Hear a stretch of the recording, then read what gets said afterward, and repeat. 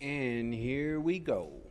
Well, we found ourselves together again for another amazing show. Obviously, we've got quite a bit to deliver today because there's been so much going on. I haven't had an opportunity to get on any radio shows and to transmit. And this message, I believe, is so special that it's really going to take, our network to host it. And that way we don't get any interruptions and all of what goes on sometimes when we tune into radio stations. But before I get started, as our tradition is, we need to check sound and we need to make sure that everyone is getting the message clearly before I launch off into this next expanded journey. We're going to do something different today.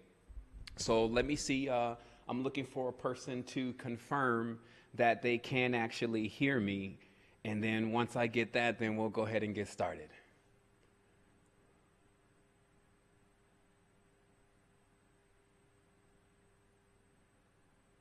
Okay, so if somebody can, when they get a second, okay, so everyone's saying the sound is good.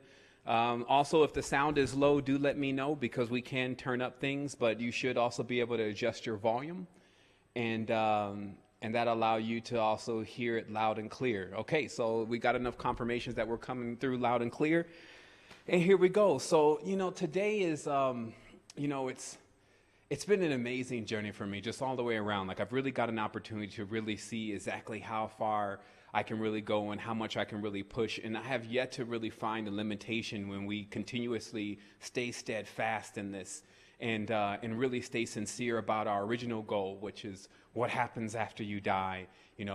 Is there such thing as death? What's up with God? What's up with the communication level? What's the state of the world? Where's the world going to really head to? And what is our connection with it? So asking the major questions that need often not just answers, but also the experiences that correspond with getting those answers. And, this is the biggest thing that we really have going is that we're not just interested in getting the information, like reading about it in a book or someone telling us about it. We're also interested in experiencing it for ourselves because to us, that is the true thing. That's how you have to get it. Like trying to read about it, or I always say that books are shaped like squares and rectangles for a reason. There's only so much that you can get out of even the language that it's speaking. But for you to get involved into the experience, to take in the information and then start to manifesting it in your life is what's really key.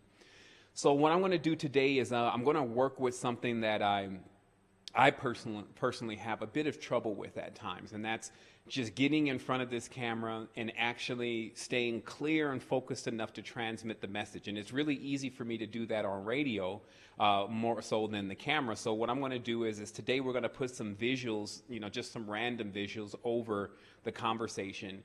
And then what I'm going to do is I'm going to go ahead and take you through what I feel like is the most relevant information for this time to get you expanded and to assist the others that are around you so that ultimately we can get the planet to an entirely different level and we can really start having some fun here. So I'm going to cue up some visuals and I'm going to take a moment. We're going to do a brain massage first because I know some are just rushing in, and some are wrestling with the computer trying to get it to work and, tweaking their sound and getting the kids out of the room and, getting the mind right. So all that I feel like is necessary before we start getting into the message. That way we come into this very comfortably. So I'm going to take a moment. I'm going to play the brain massage. We're probably going to take about 5-10 minutes. I'm going to finish off my notes here. And then we're going to go ahead and get right into the message. And then we're going to see just how dynamic this existence that we're living in really is. So here we go.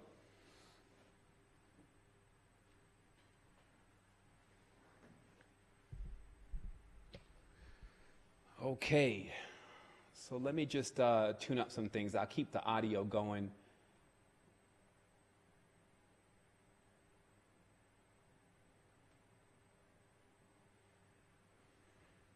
And again, we want to welcome everyone that's participating also for the first time. If you've never seen an Astro Quest show or any other resistance programs, this is going to be quite a treat for you.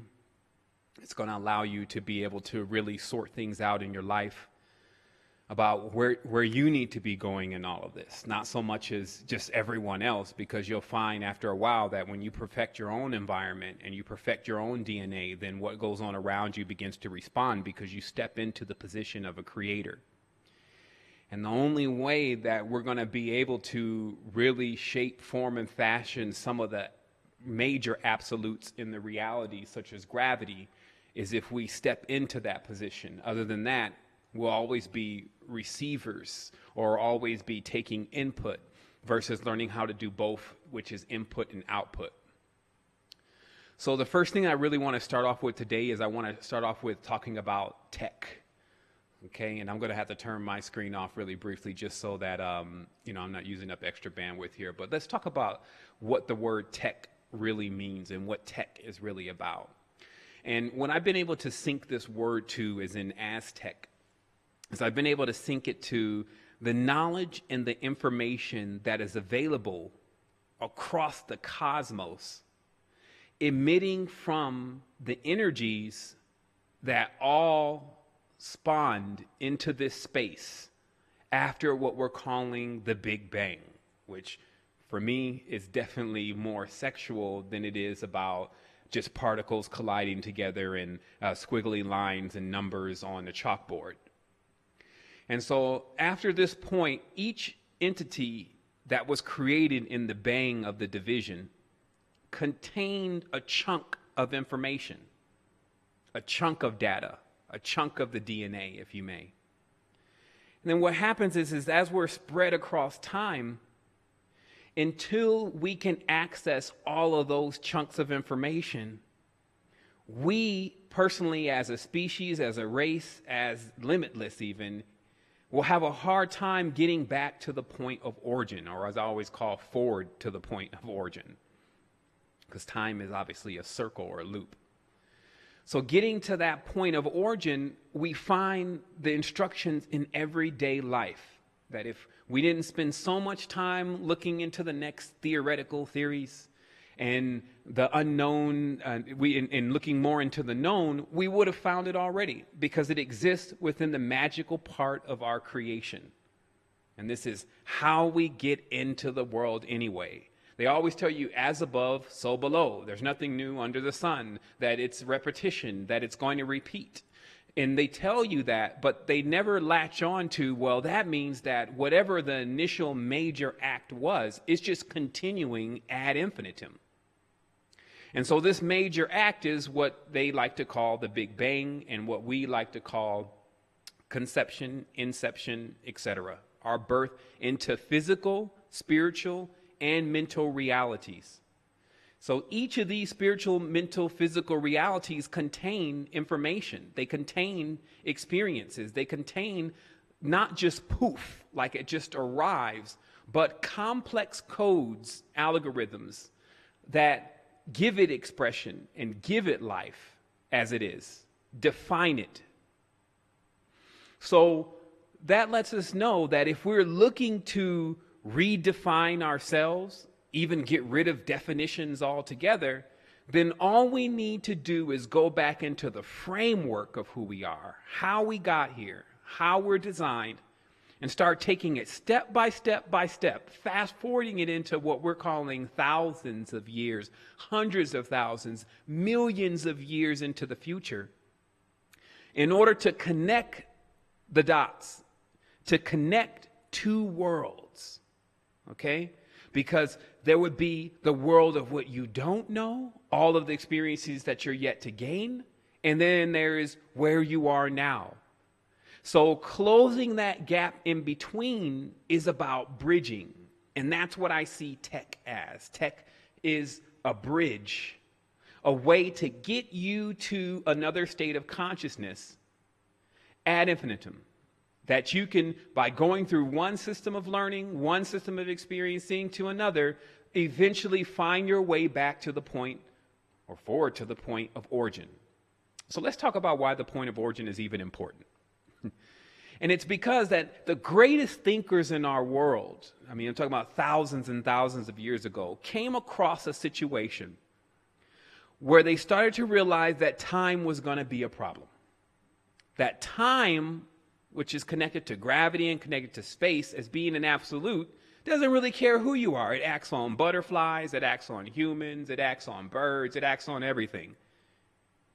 And unless we were able to transcend time then we would too be grinded by the wheels, or in some cases, in more graphical terms, eaten by Saturn, which of course is time. Saturn consumes its children, meaning time consumes life. Okay? So this is what these metaphors mean. And so what happened is that it was seen theoretically first, meaning in logic, that the space that time doesn't exist has to be the point of origin. And it's because we still will never have answers for where did the first thing come from. We've talked about this. It just destroys the mind of even the most wise or proposed wise individual. If you ever ask them something like, well, where did the first thing come from? You'll see the lockup in the person's consciousness and brain and whatever faculties they're using, because they'll go, duh, I don't know. Because no one knows. It's the unknown. It's the unbegotten. But what we do know is that the point of origin is where all of that was taking place. And if we can get back or forward to that point, then we would come into a total realization of the cures to all of our ailments. Okay, so this was the beginning. So right now, I want to start talking to you about a hidden world. A world that you cannot see, but can be felt, and it's there. And metaphorically, I see that there's several correspondences to this world on this particular dimension. And I'll give you a few of those correspondences. One is the mirror, okay? Because everything is designed with perfect symmetry. And if you can't see the perfection, it's because you're looking at what's called supersymmetry, meaning that the symmetric pattern is so large, you need to see the whole thing to see how it's alike. But if you're looking at small little parts of it, you may think that those parts are imperfect. But there's no imperfection in this creation because it's symmetric. So on the other side of this mirror, or on the other side of this water door, even on the other side of the skin, or the skin is also synonymous with the word derma. Derma is an anagram for the word dream. So on the other side of the dream, there is another world where you also exist. And this existence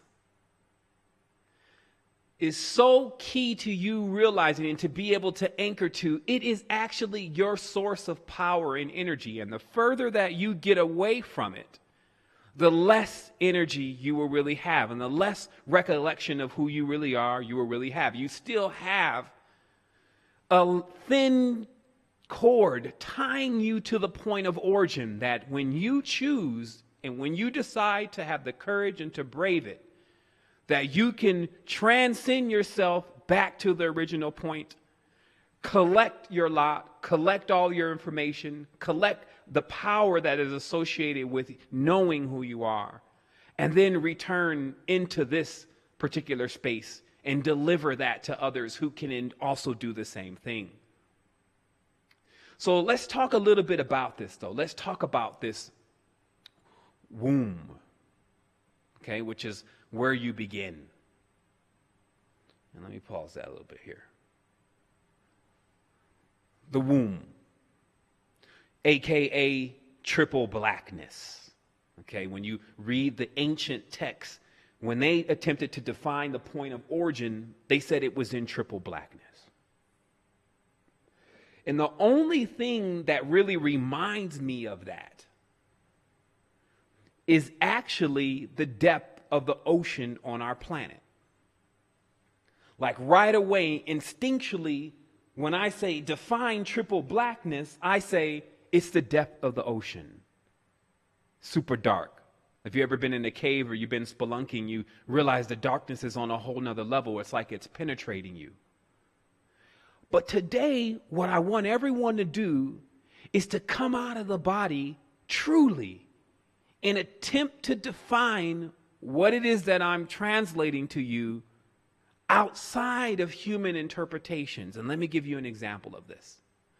When I say female to you, as a human being, you immediately go to the female correspondence of your frequencies, the female correspondence of your species. Okay? Because that's the filter you're looking through. And this is where it starts. As a human being filter, you start looking at everything through the interpretations of the human being filter, especially the absolutes. So when I say female, you think of a woman, a human woman. But did we not see female frogs? Did we not see female lions? We even have female plants. So this lets us know that if I say female and I define it only by the human feminine, I'm making a mistake. I'm limiting it. Because I should be saying everything that's behind the eyes, or that large form that's behind the eyes of all of the feminine creations in the reality. That is what I'm referring to when I say feminine. Now let's watch how this actually goes. Because you can also do this when I say black. Okay? When I say black, and then someone wants to define it from the human text of being black, they think, oh, black people. So again, the same mistake is made, that the limitation that is put on an absolute like blackness and the triple black can't be just bestowed upon a human. We got black animals. It's black at night. So black even has a more expanded range than gender. Color has at times a more expanded range than gender. You have, let's take back into the human tense, black women, white. You have white women, you have black men, white men, and then everything in between, right? So those colors cover more of the spectrum. Okay? So this is an important thing to go ahead and take a moment and start saying to yourself, all right, I'm going to take off the human filter and I'm going to start looking through something more broader, a broader scope. Because when you do that, you're actually then able to define what happened to you. Like, where are you really? So let me explain to you. Every time something has happened in this life that has made you want to forget about it, made you want to walk away from it, it never went away. It simply went to the other side of the mirror. It gathered itself with the original prima materia of you, and then what remains is just a piece. And that piece you operate with every single day. Okay, so let me get it very clear for you.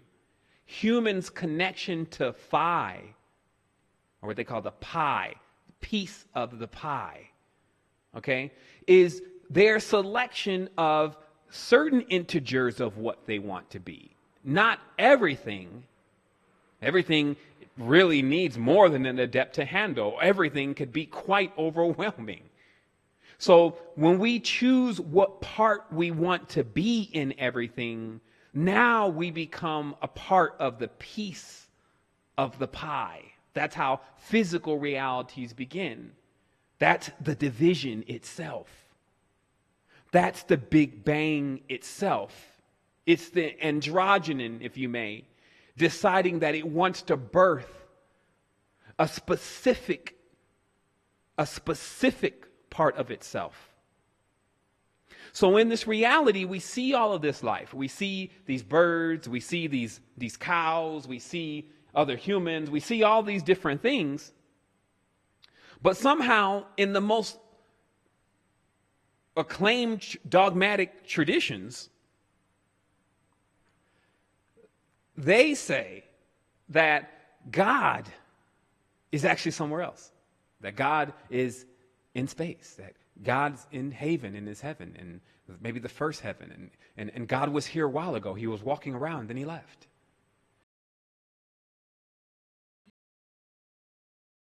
the supreme being, since God is, rather than seeing that the supreme being is actually in everything and in us. So when they say that God or he is undefinable, okay, because if you go into the deeper traditions, they say, well, nobody really knows God. He's undefinable. It only means that, and thus they have become,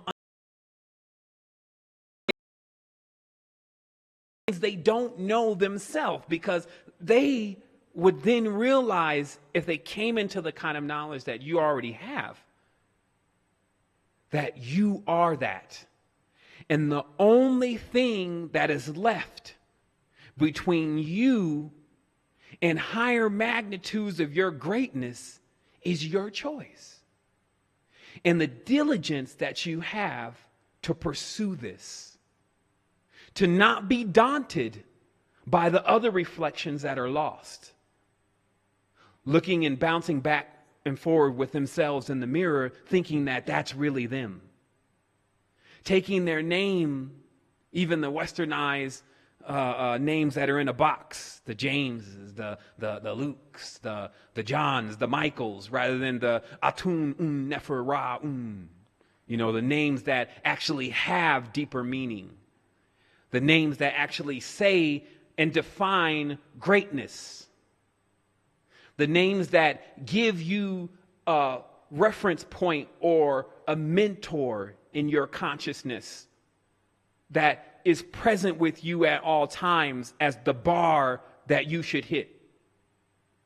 And I have to say that because of all of the confusion and misconceptions about what is really going on in our reality, that we've been greatly misled about the identity of the absolutes on this plane, which get the interpretation or the name God or goddess.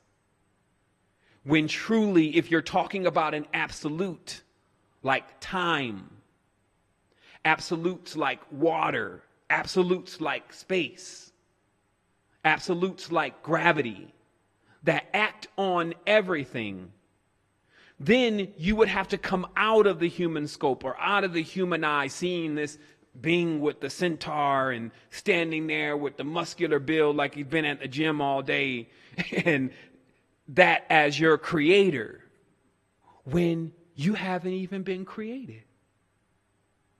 You're the unbegotten. But in this space and time, with you on this side of the mirror, you've chosen this particular life, this particular existence at this magnitude. And what these lessons are about, what this message is about showing you your real options. So just remember, time and space, to get beyond it, you must go to the point of origin. Because at the point of origin, there's no such thing as time. That's why no one can define where it came from. Time is what defines. Oh, he came in October 22nd, 1978. That was the point of origin. Nay. So your point of origin it's not fixed. It's not static. So let's go forward here. I want to take a brief moment, like I was going to do in the beginning. I'm going to take personally some breaths. I'm going to walk a couple levels up the ladder. And then I'm going to come forward and I'm going to transmit to you some information that's so deep that when you fully grasp it, and you will, that you'll get this opportunity to really change what's going on around you. Because if you didn't notice, if all the solutions that have been available on the planet, the major solutions like the religion, like the financial structure, and like, the self-help books and The Secret and all that, if it was really, really potent, it would have changed everything. They give Nobel Peace Prizes away all the time, but there's no peace. So to get us to the level of being able to accomplish that, not only am I going to show you why we weren't able to do it and how it's impossible to do it the way that we've been doing it, like, again, defining things just from the human level rather than taking it a couple more levels up. Then once that's unlocked, that is actually what unlocks your DNA. Then you get rid of the who's, why's, what's, when, where's, the whole zigzag, which is consuming all of your energy and you trying to figure out what's going on, going back and forth and back and forth. And do I like it? Do I don't like it? Do I like it? Do I don't like it?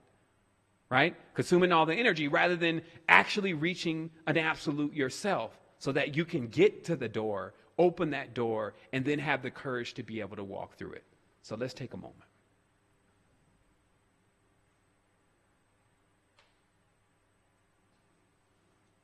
Let's see if we can get a little bit of music going on here, since some may tune in and then think that there's just audio running. But I really want everyone to start thinking about this today, that this is just not a show where you sit down and you get entertained. This is just not the time for you to listen to some deep information, maybe smoke a spliff or something, and then chill out on it before you go to work on Monday. This is about getting you out of the matrix. Okay, this is about taking you to an entirely different scope of your existence so you can really assist those that are around you, especially your family members, even your ancestors. This is about clearing up your biorhythm, your lineage. Because of the situation that I'm about to explain, you'll see that everyone is lost, just about. It reminds you of the time that they talk about in the Old Testament, not to start quoting the book, but it does have some stuff that was taken from some more deeper works. But it talks about a time where there was pretty much no one that knew about God. Okay? And then it had the Spirit of God. So what they're really saying is, in the original book, what it's saying is a time would come and very few people would really know anything about getting to the next level, and that humans were gods. Okay, and I'm just using that term today because it's the one that people have programmed most in their mind about what means a supreme being. But everyone's heard my definition about what that word means. But I'm telling you truthfully that this time that we're living in, when you say supreme being, you can't even use that word. The supreme being almost sounds like a Marvel comic hero to most people. So when you got to use the word God, you got to take it down quite a few different notches. Oh, God. Oh, yeah. I don't know where God is, blah, blah, blah. Right. You don't know where you are is what you're saying. So again, when we come forward, we're going to talk about that and we're going to get through this. And so we're going to take a little brief break. I want you to take some breaths. Get yourself together and get ready.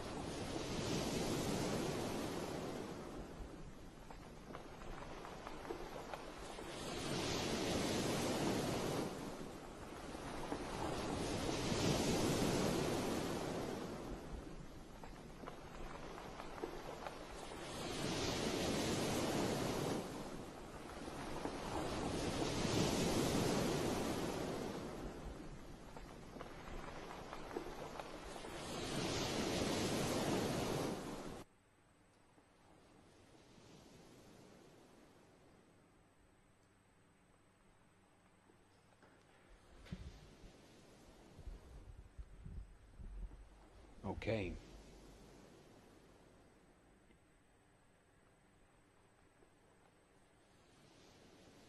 Hopefully you're taking the time for yourself to relax.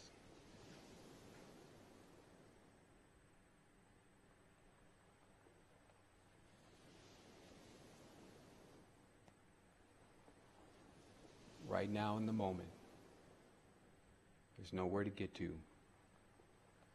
There's nowhere to go. You're already here.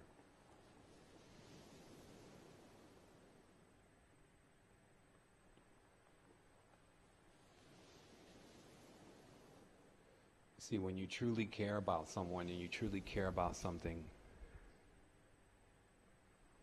you don't want to imitate.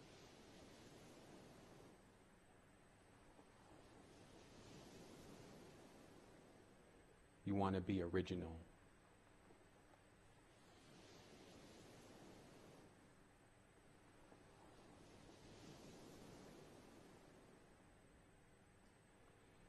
And for you to reach originality, for you to reach the point that you can access your true self as a real creator, is what you seek.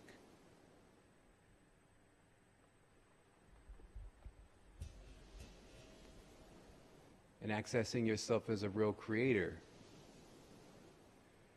has everything to do with you. It's all inside. Every tool that you need. You are the true time traveler.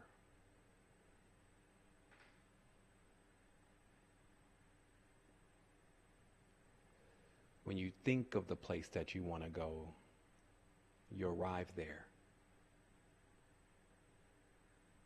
If you got in one of these ships that they make these days, it would take you thousands of years.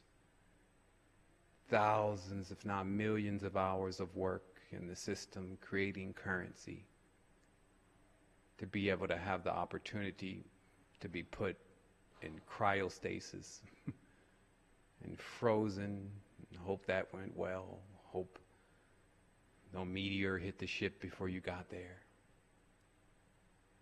See, it doesn't make any sense. So let's launch right into this then. So last night, as I always get the message, and the message is specifically for the people. I'm just a bridge. So most of the time, the information will come right at the moment.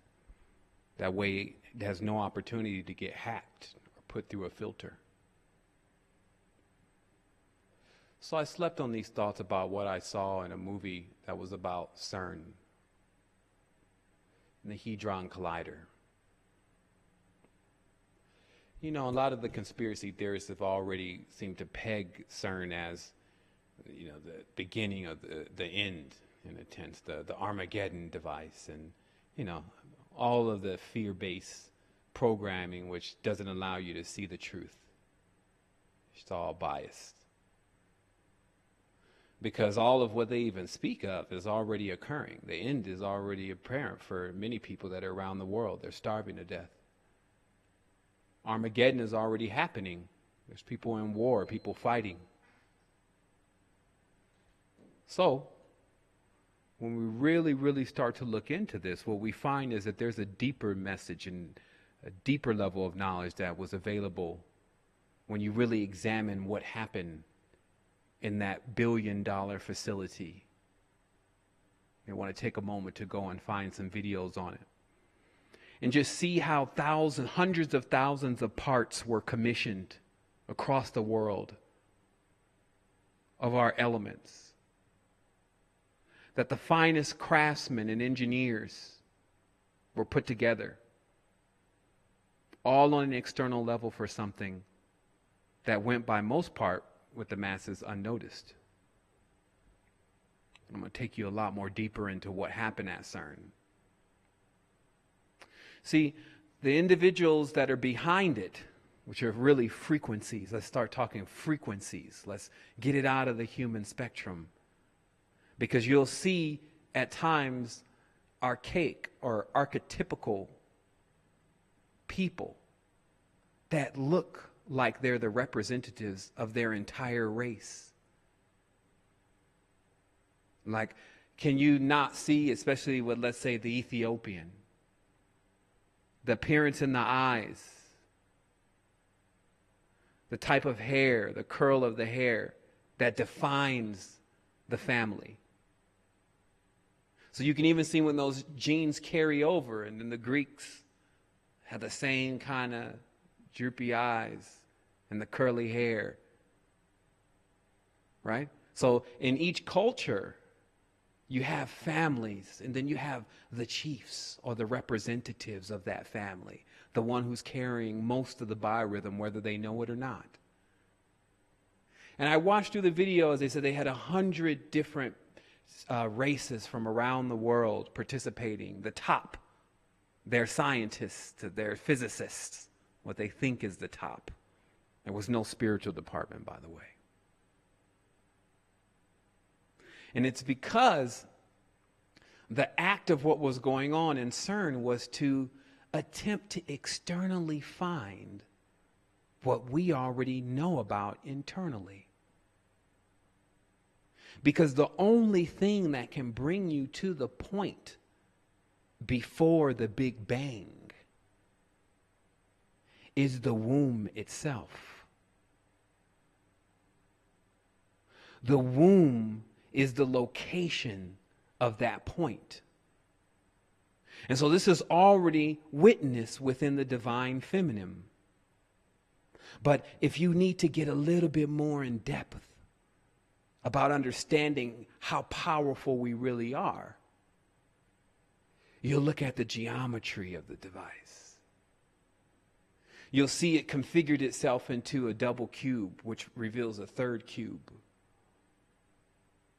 which actually gives us the incubation of the Great Mother. Her geometry that she chooses to use to continuously create perfected beings that, for the most part, live in symbiosis with each other until they're tampered with. But you see, at CERN, there was every bit of an idea to create a beast. That's why the logo was 666. Because it's an external version of God. It's the scientist's God. As they work and toil night and day to attempt to create a point that a man can create with a woman every single moment if he chooses. That they wasted billions of dollars of the world's resources and time to, in the end, fail.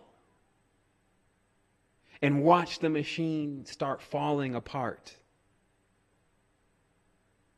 You see? So in that is the story, because from there, all of these learned scholars who paid no attention to their diet, no attention to their health and them working out and pumping their blood, and inside of this facility paying no attention to nature and where it really is, their God died. You see? And this is also a plot on them. These are our humans. And I say we all belong to each other. But our smartest people watch their greatest dream of finding an external God die. Even when they showed the event, they showed it on a cheap monochrome monitor with some crossbows on the side, and then just a little point and flash. Oh, we got it. We got what? Did I see 137,000 centrifuges all come into alignment? Did I see all of these people across the world being commissioned to build small parts? Did I see all the magnets that were pulled and configured properly? Did I see any of that? No, I just saw the flash on the monochrome screen. And then there was a celebration as if something was really achieved.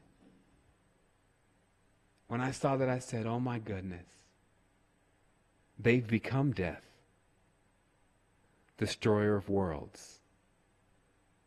This was what Oppenheimer recited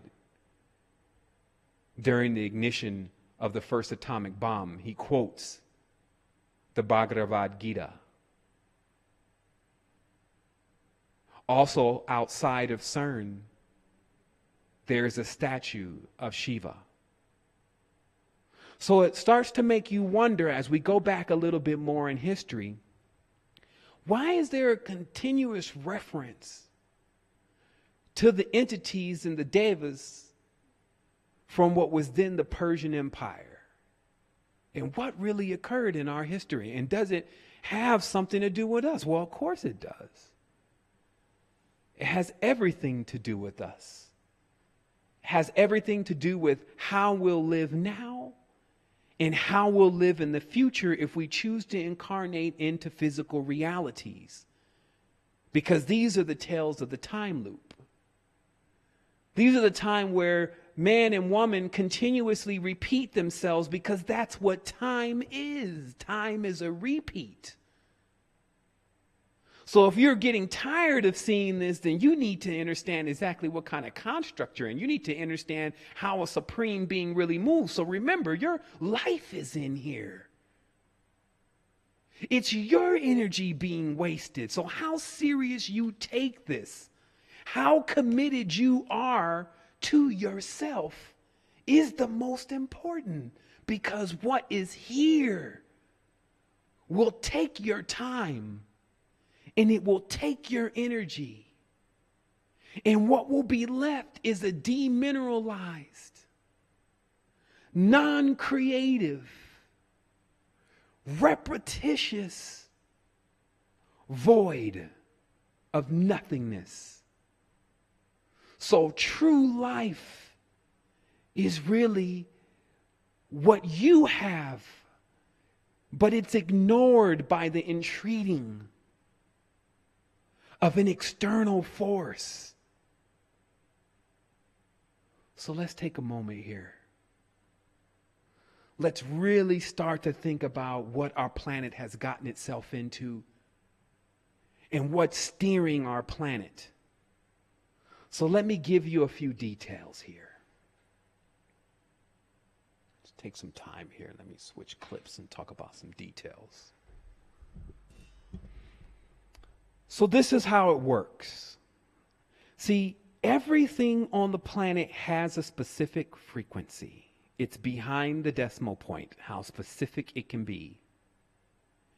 And in the event you learn the words of power, which were the only words present in the ancient language, in the Kemetan language, there was only words of power available. There was no fuzzy words and fuzzy logic and kid double pun words and jokes and all of that fear and horror. None of that was built into the language, because the word must not come back void. Meaning that every time a word is to be spoken, something is to happen. See, this is a decree that this sounds like you. Aren't you the person? Let's make it happen. Now, I don't want to hear no talk about this. Look, I got to get things done. Like, either it's going to happen or it's not. Either you can or you can't. Okay, that's the absolutes. That's what we want to deal with. Okay?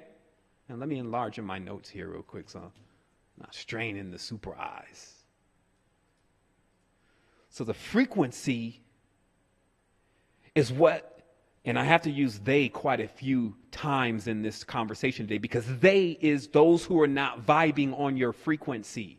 So if you're on a harmonic, let's say the 520 hertz, the concave pattern, the hood itself, the center plane, Midgard, the bridge, the broker, the Eve angel, etc. If you're on the harmonic, then they are the ones that are not on the harmonic. And this is how, I pretty much determine everything these days. Are they on the harmonic or are they not on the harmonic? Because if they're not on the harmonic, then I'm going to put them into a whole category, and then I'm not going to put more on them than they can bear. I'm not going to expect more out of them than they should be, than they can deliver. I'm not going to do any of that, because they are in the box. See, this is what happens with religion. And when you take on religious structures, religion is designed to make the person predictable. To make the person so that when something occurs, they already know what 80% of the people are going to do. They're not going to do nothing. They're not going to kill nothing and let nothing die. They're not going to even protect their own. They're going to stick their heads into the sand. That's what it teaches them to do in the book. They're just going to turn the other cheek. So we got that. You see, that's how they think. But see, they have a problem. Because after finding the frequencies to things and being able to even emit those frequencies, and then when you hear those frequencies, and let me explain to you, there's a frequency for chocolate, okay? It's a specific frequency. When you play this frequency, you start tasting chocolate. It's like, man, is that? If you play it at night, you dream of chocolate. So that was already discovered, that how to emit the frequency of something specific and how to experience that was discovered. It's something that we can even do right now. You start thinking of chocolate. And if you can really get into it, if you really have full control over the super mind, it starts to manifest. They say, where do you think this breatharian and all this comes from? It's because the mind becomes, and the body and the soul and working in tandem become so powerful, they go back into their original stage. I don't need anything. How could something that creates itself actually need something? That makes no sense. It wouldn't even be able to be created. So do you see the power in who you are and what we're talking about here? But let me tell you how deep this is getting. See, once they found the frequencies, they came across another issue for themselves. It's called the essence.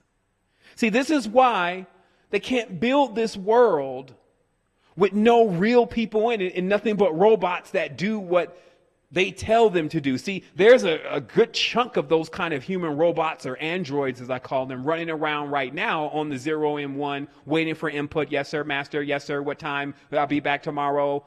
What am I due today? What do you want me to do? What should I put in? Is my check coming? See, they get income. See, they put in work, but they get income. How does that work? You should be getting outcome. It's all in the language. It's tricks in the language. But anyway, the frequency versus the essence means, see, they still need the essence. The frequency lays there bare and inanimate like a supercomputer, like it's 12 core sitting here, but won't do anything unless you give it a command to do something. See, that's the essence. The essence is the creator. It's the one that engages the frequency and says, this is how you're going to act. It's the animator. And without the animator, things remain inanimate. So this is the hierarchy then. See, because each time society redevelops itself, it creates a hierarchy. So let me explain this hierarchy to you of the modern world. Of course, you have the masses. We have not been able to fully escape the realization that we make up the majority, but are on the bottom. Okay?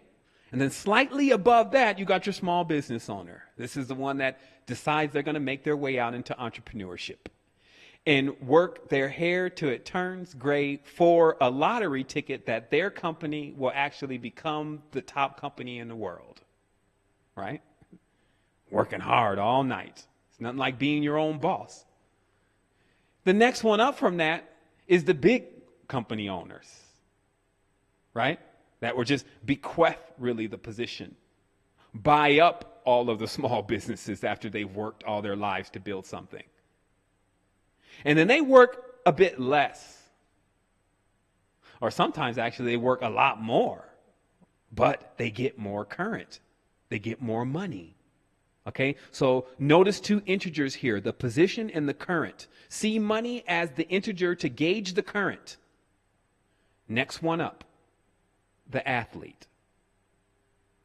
Athlete work all night. Athlete work all day. Athlete box, punch, kick, get knocked out. If athlete does not do that, athlete damages the entire career, and all the work athlete put in before that will become nil. Athlete will fade out. Athlete may even get Parkinson's. Athlete gets booed. Only for a moment will athlete remain on top, because there is always a greater athlete in time. As you get old, younger athlete comes, because you're playing the game of physicality. In the game of physicality, time is ruler. So if you're fresher and younger in it, then you're going to reign in it until it becomes your time to not reign anymore. So you got athlete. Actor trying to remember something all the time. Actor's got to remember thousands of scripts. Actor then destroyed soul, because actor is altered into so many different characters. Actor doesn't even know who actor is anymore. Actor is really just getting by. Actor is almost like prostitute at a certain point, because actor is always subject to a certain world that they pretty much pimp out actor. In fact, the whole attorney to client content and contract and all that, especially with how the numbers are dictated, it's modern day robbery. But actor is still at it. Actor didn't sacrifice himself. Actor didn't jump through the window because there was no stunt double. You see? One more level up the ladder. One more level up the ladder, political leader. Political leader coming to office young, political leader leaves office looking old. See, these are all your humans.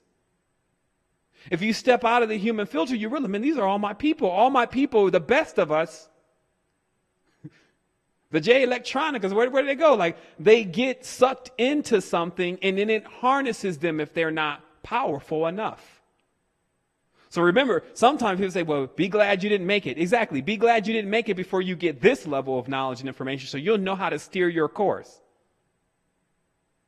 It's the idea of horoscope, being able to track yourself in the stars. So basically, it's a map to the future. It's a GPS to the future, so you can plot your coordinates. Well, let's desist for a moment, because I want to explain to you a little bit later in the conversation about the zoomorphication of the animals that are in the stars in order to plot your destinations based on their emissions and frequencies, which are far more complex in our language, of their characters. Okay, so you'll get that probably tomorrow after you listen to it again. But just remember, the essence is what is needed. So then you have your world leaders, okay? The political leaders running around night and day on the plane, telling these people lies. World leader lies so much, world leader doesn't know the truth. It's just like, what should I say? Where's my cards? Where's my cue cards? They got world leader running around like chicken with the head cut off. World leader never gets a chance to really think. World leader definitely doesn't express what world leader really wants to express, or else world leader will be replaced with another world leader, okay? Then on top of world leader, you got oligarch. Now, at this point, this is the only time you're really reaching beings that actually really know what's going on. Just like 80, 90% of the people in the world, they're compartmentalized. Watch the CERN video. Let me get the title for you. It's called Particle something. Let me just grab it really briefly so you can take a look at it yourself, so that you can just gain the knowledge that's there as you sit back non-biased and watch the foolishness. So particle fever 2013, check it out. So only till you reach oligarch, and check it out, because of the compartmentalization. How do you get individuals that are so intelligent, but they can't see the obvious? They can't see the geometry. They're putting it all together, but they don't know what it means. And it's because, watch the diets. Watch the extracurricular activity. See, they've accepted the same program, and it's the dominant program, the Western program, if you may. And that program overrides the common sense of, hey, man, I think we're building an external womb. I don't know, guys, but if you really take a look at this thing, doesn't it look like a giant vagina? I mean, realistically, if we're supposed to be creating something that's going to take us back to the point of the Big Bang, isn't that right before we were born? And then whatever these particles are that we're supposed to find, like, let's say, for instance, if we do end up creating that point in time where things first began, won't we be dealing with macrobes? And last time I checked, based on absolutes and chemicals from alchemical structure, if we introduce macrobes into the reality, basically we'll destroy our reality. Not only in the supersymmetry in this formula that we're using here basically says that the oddities of a planet like ours being created is not actually probable. So it's on purpose, guys. So shouldn't we really start consulting people that may be able to see beyond the veil, but on an entirely different level, more into the energy spectrum that we're looking to get into? Seeing that if we can't really interpret what we're actually interacting with by engaging with someone that speaks our language and able to translate it to us, then we wouldn't be able to really push too much out with as far as our research and information and how it's really going to help us. I mean, does it take 9 PhDs to have that thought with yourself at night? Probably. And the thought won't come either if you're compartmentalized. Okay, so that's, just understand it. This is what compartmentalized means. So when you say, well, somebody should have been able to discover this already and you've discovered something, don't be so sure of that. Okay, because if someone gets compartmentalized and then put into a box of a program, see, all this numbers and languages, they're cubes. When you put them down geometrically and you finally form them all together, they're positions in a hypercube. That's what the Yiddish is. The Khazarian Yiddish is a hypercube. So all it is different pieces of a box that you're getting stuck in. And that's the compartmentalization, because you only are in a compartment in the box. That's how they do in the big cabinet. There's only compartments in the box. In the apartments, they call them in the buildings, is an apartment. Okay, so these are all the same words. But just remember, it's the essence. See, it's a probability. You may be able to have 70% of the people on the reality be fake, but 30%, and I'm talking about the grand oversoul spirit, and it's how it's faring. 70% false, 70% illusionary, 70% droid, if you may. And then this 30% left for the essence. Because if it's at 80% essence, 90% essence, oh man, we're about to have a party in here. There's going to be so much creating going on that, I mean, I don't know. I'm just trying to make it to the next creation. Basically, it's like, man, that creation is beautiful. I think I'm going to sit back and admire this for infinity. And, you know, infinity doesn't have a particular space and time. So what I'm going to do is I'm going to collect all this into an actual orb. And then I'm going to have that orb with me, brother. And then I'm going to go along to the other entities' tech and then examine that too and see the beauty of what they've created. And then once I get all of that, because I'm just going to be schooling myself before I even create my next thing, I'm going to blend all that together and we're going to get something even more magnificent. And when I'm done, I'm going to call you. Okay, great. You see, so this is what we get into. And don't think that this is fictitious.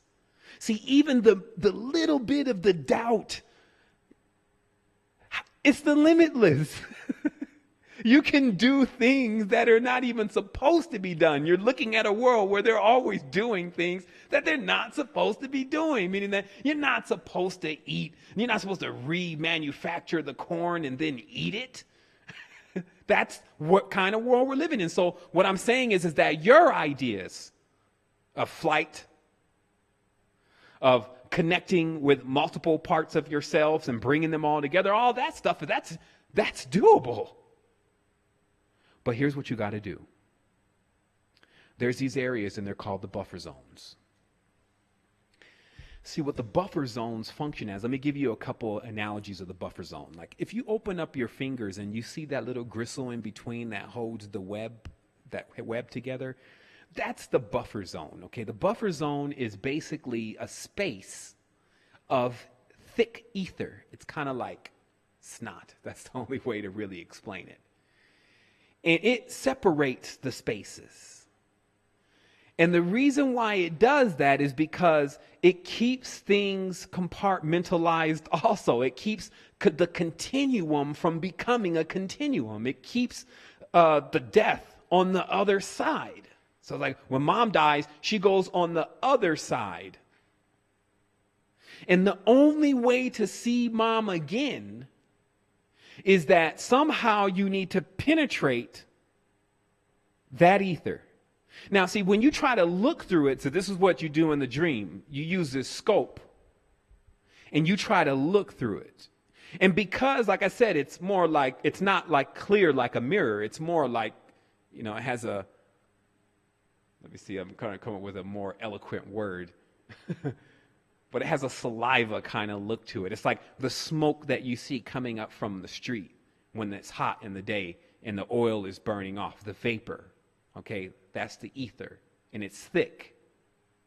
And when you try to look through it, it's like looking through a distorted lens. So you actually don't see what's really there completely. You have to learn how to interpret what you're seeing based on what's really there. And that takes quite a technique. That's actually the key to dream interpretation, is to understand what you've associated all of the things that you're seeing in the dream with. So when you see mom and she's acting crazy, it's because the feminine energy that you're tapped into is a bit off balance. It has nothing to do with mom.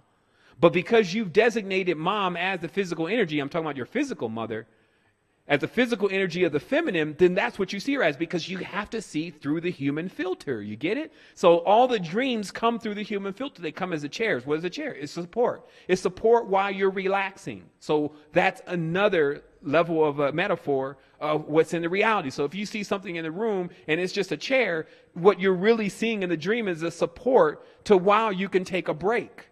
And then whatever then is connected to that chair and around that chair is giving you the knowledge of what that actually is. So see, it's decryption that you have to do. So what distortion is distortion is encryption. It isn't intentional in a tense. It's to keep things in their perspective. So let's talk about some zoomorphication here. So if I zoomorphize something, that means I may show you a statue of a lion. And then someone may say he worships lions. But what I may really mean is the strength, the courage, the ferociousness, the ability to maintain, to be amongst other wilder beasts. I may be saying something else. And in fact, it will probably be more beneficial for me to use that kind of language, since that's something that is absolute. You can always count on the lion in the wild to do certain things. So do you see how non-domesticated species are showing you the absolutes and keys? So only when we domesticate things like the humans were domesticated, that's when you don't see anymore what their true identity is, or what your true identity is. So think on that. So let's keep going. Until you see the power in who you are, no one around you will. See, when you act like you're nothing, behave like everyone else, say the same thing, do the same thing, how do you expect to get a different response from everything in the reality, including nature? So here's the secret also of another way. Let me turn the sound down a little bit. Another way to get through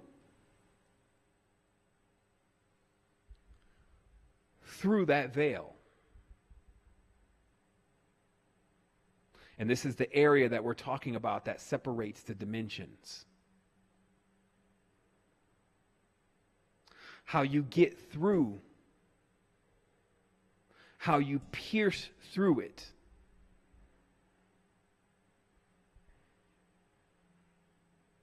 Excuse me one moment, there's something going on here. So let's keep going here, and then as we keep going, we're going to talk about more about different ways of getting through the veil.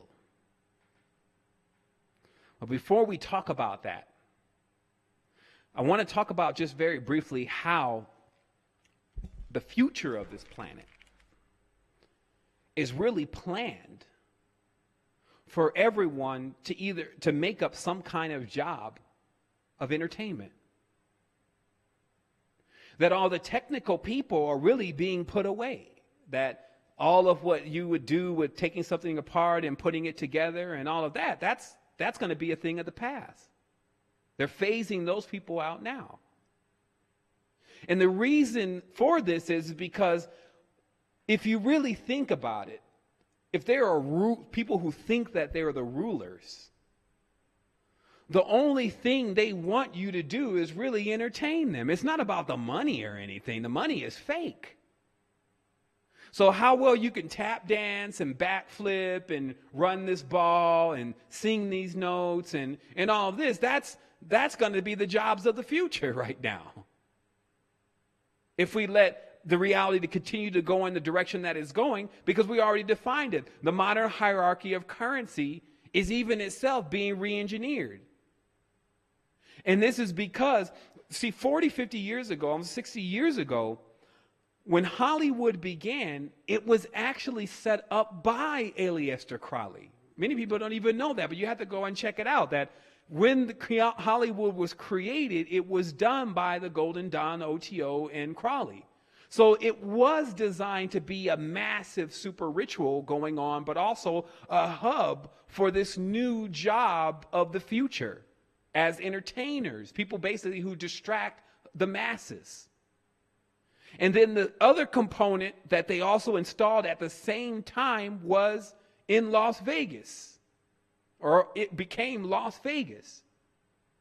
Because for those who don't understand the esoteric connections with Las Vegas has an entire underground thing going on where they're saying that that's where many of the entities that they're saying, the fallen ones, et cetera, basically stardust, big pieces of star, big macrobes, landed in that area and maintain themselves underground. This is the whole Area 51 mystery. And let me just tie it all together for you, okay?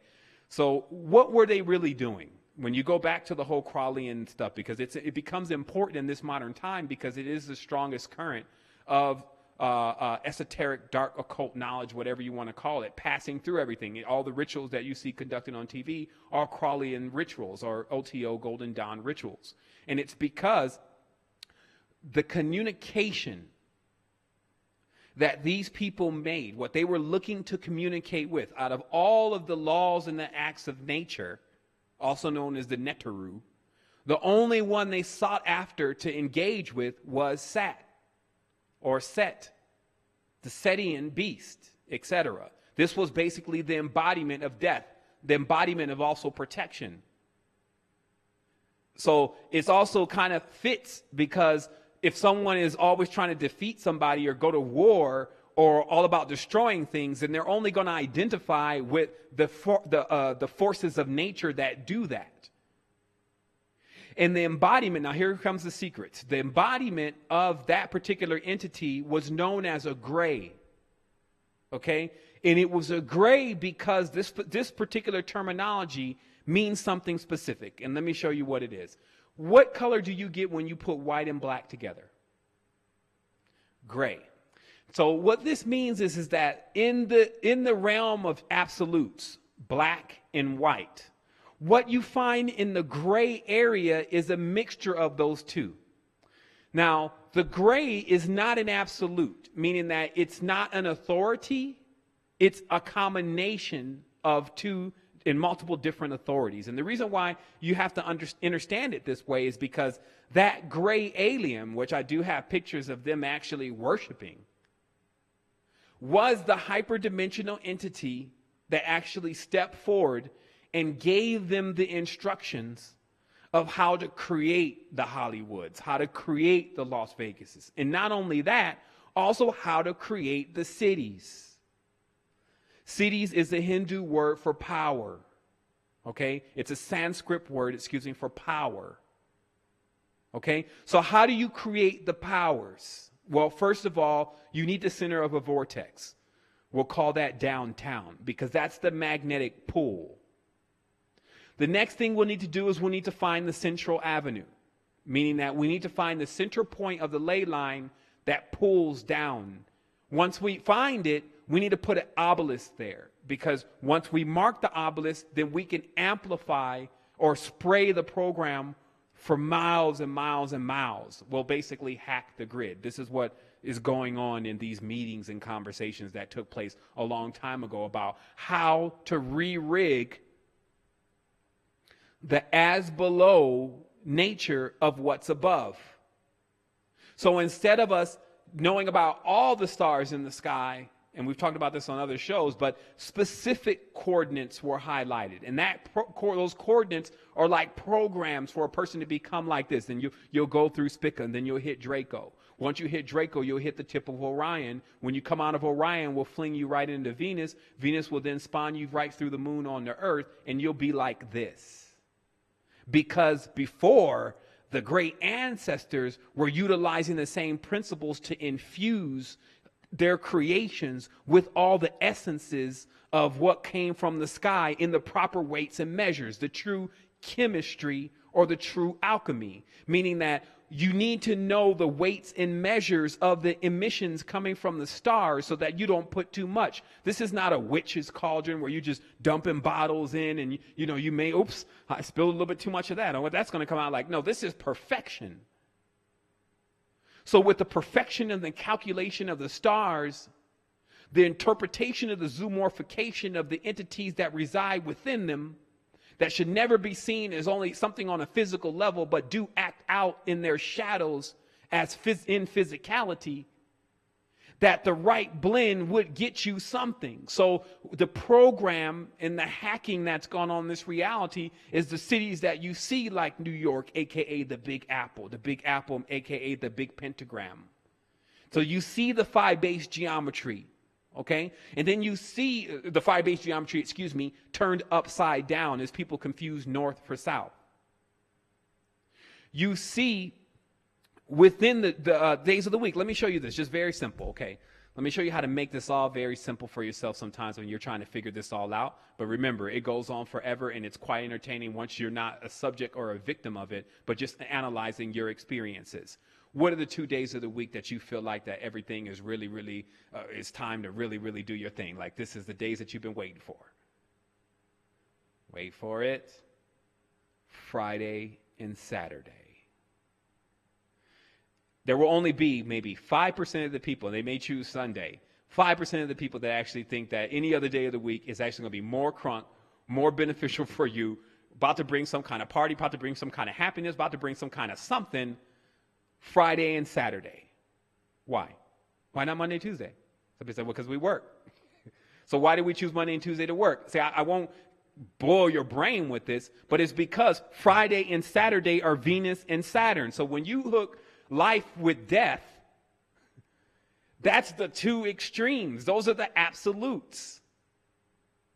So let me show you this too.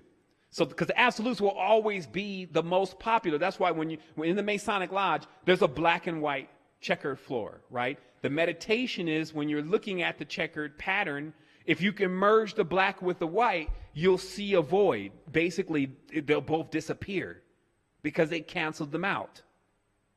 So I'm going to talk to you about classifications of human beings even now. And the other ones can't even be called humans because they're in the gray areas. So when the black and the white, which are devoid of color, let's say, for instance, in this example, because they're absolutes, they cancel each other out. So it's only the gray area that's created. So to make this very simple, when you take, what are the other absolutes? What are the absolutes of color then? Because this is the absolutes of non-color, black and white. So what are the absolutes of colors and hues? Blue and red. This is something that we're now learning as in people are bringing that symbolism forward. Like, look, the Pepsi, blue and red. Look, it's the red team versus the blue team. It's always the red team versus the blue team. What is it about? Absolutes, polarities. Red's on one end, blue's on the other. So who's everyone else? Humans. You see? So they always say the red, the earth, the fire, hell even, the magma, lava.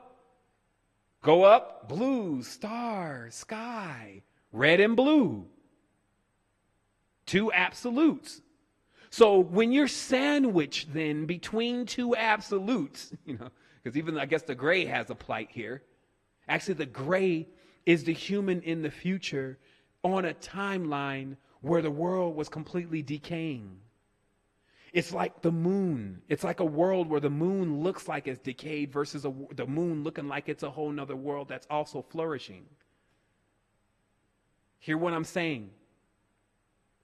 That we as human beings, we are connecting time. This is why we still maintain our hues.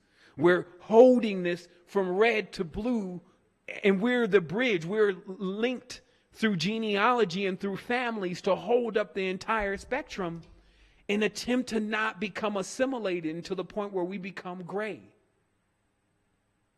But here's the thing that absolutes also teach you. See, this is adept work. Recommend everyone sign themselves up for the enrollment of the course if you can, because we're going to go over this in such an in-depth way. We're going to be bringing all the imagery that's necessary to realize what's going on when seeing is believing. This is the most important investment that you can really make in yourself, because it can't be taken away.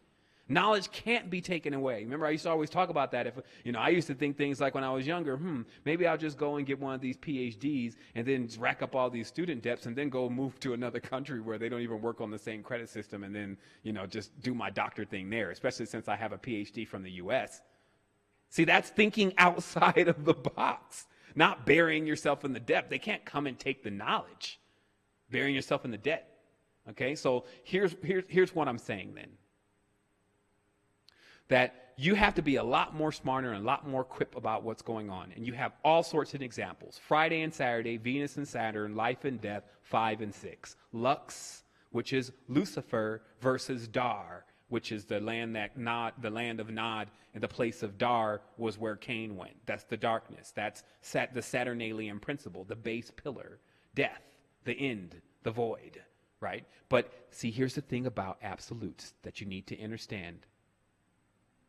This is where the depth knowledge comes in. See, you don't see the door unless you become an absolute. See, in the gray area, you're never hitting one pole or another. Visualize it. You got white and you got a black, and you're in this center area, and you oscillate back and forth based on your decisions. I like that. I don't like that. I like that. I don't like that. I like that. I don't like that. Never really being anything. This is like the difference between Tantra and evil. These are two absolutes.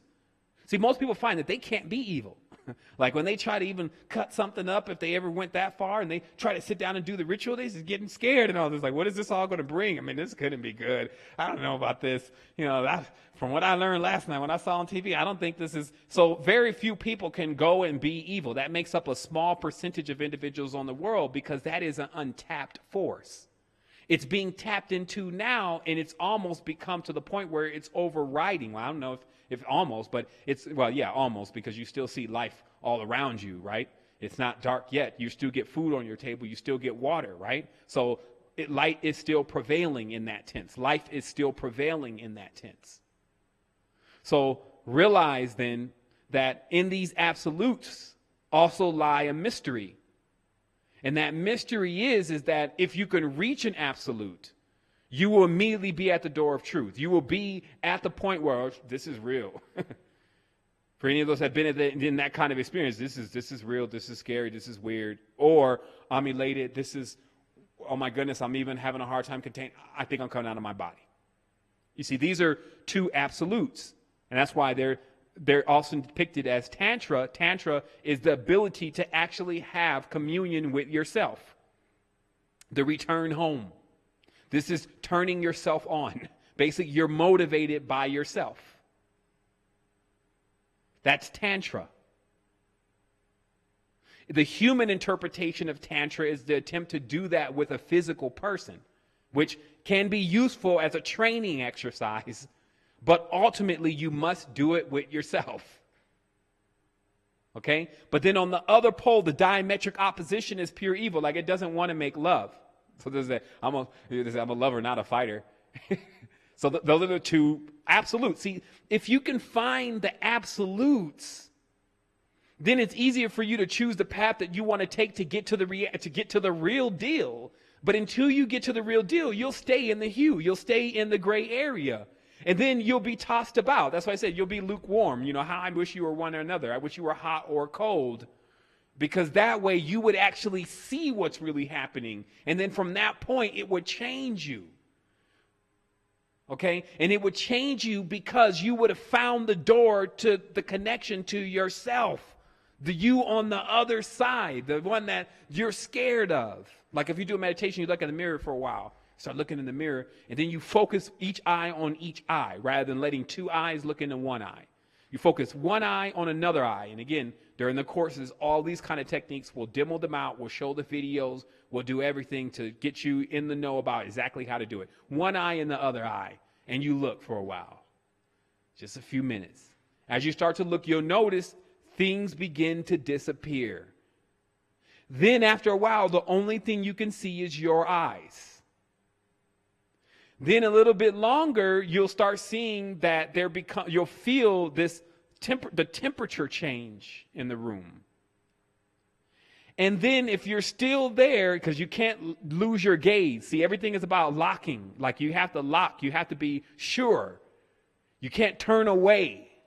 Because once you turn away, like you're beaming. See, what happens is that when you become the truth and you look, have you ever had someone that's very serious look at you? And it seems like they're penetrating you with their eyes? Like someone who's really under duress and dealing with a situation and say, hey man, I need you to get that now. And when the way they look at you, it's like, okay, let me go get that. And it's because that person's beam, that person's ra, if you may, is on intensified. So when that beam, which is like it's a real all-seeing eye coming from his or her own consciousness, when it sprays itself or it goes to analyze what's in front of it, nothing can lie. This is like when the child comes into the parent, but the parent already knows what happened.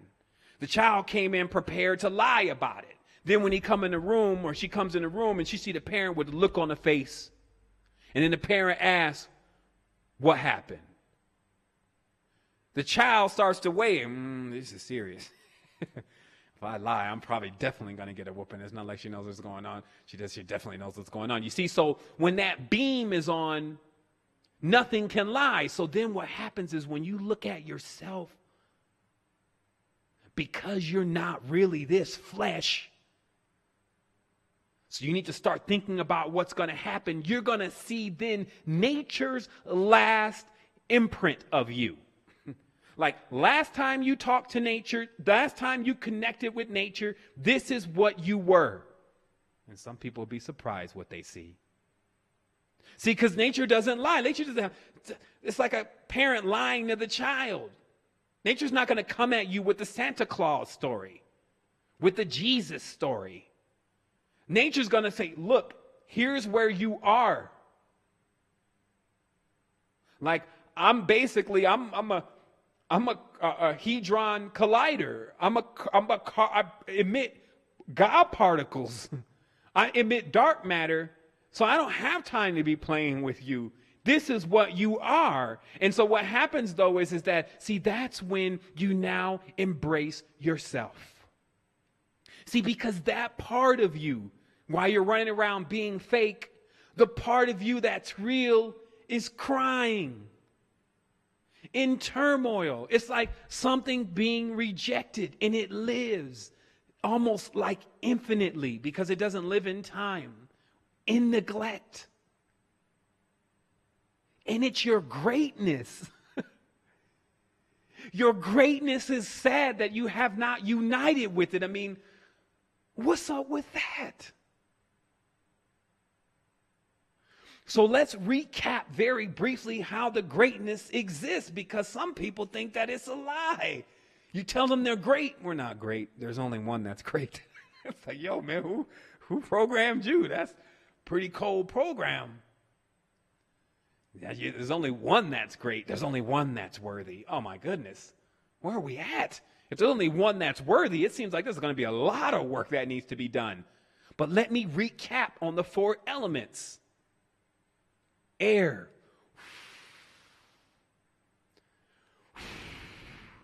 Right out the mouth. Cold, if you purse the lips very close together and really concentrate and think, it can come out almost as cold as an air conditioner. Try it. Just sit there and purse the lips and be like, okay, I'm going to make it come out as cold as I can. See, you can even do that when it's hot outside.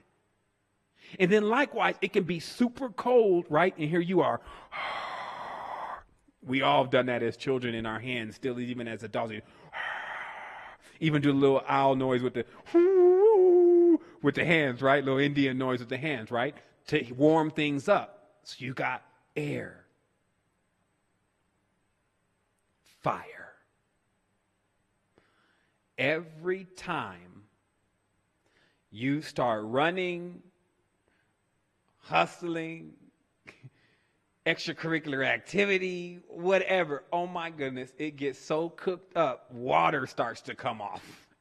It's like Oh my goodness, the hearth, the fire. But notice how, because even if you see this planetary structure, we all know, especially if you've been following my courses, that all this stuff is inside of you, right? So the earth, or excuse me, the sun is the hearth.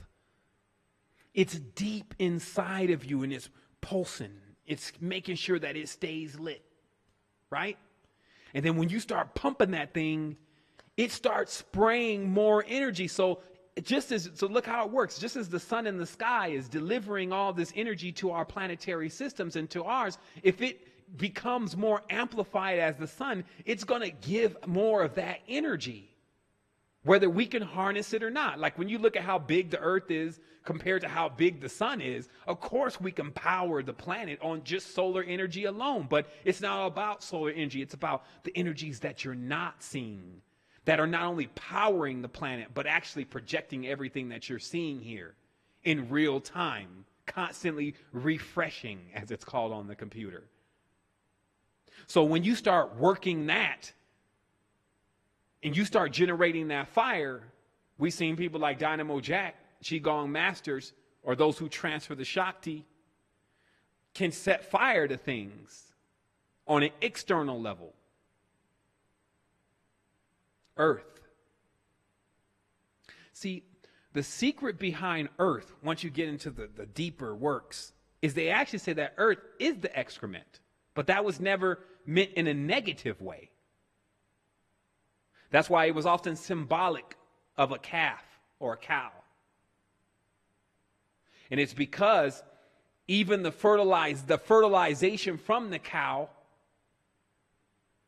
becomes, the feces from the cow becomes our fertilization, and the sacred element, one of the sacred elements, the psilocybin, grows. They find a family together. Why? Because the nurturing of high levels of energy in life.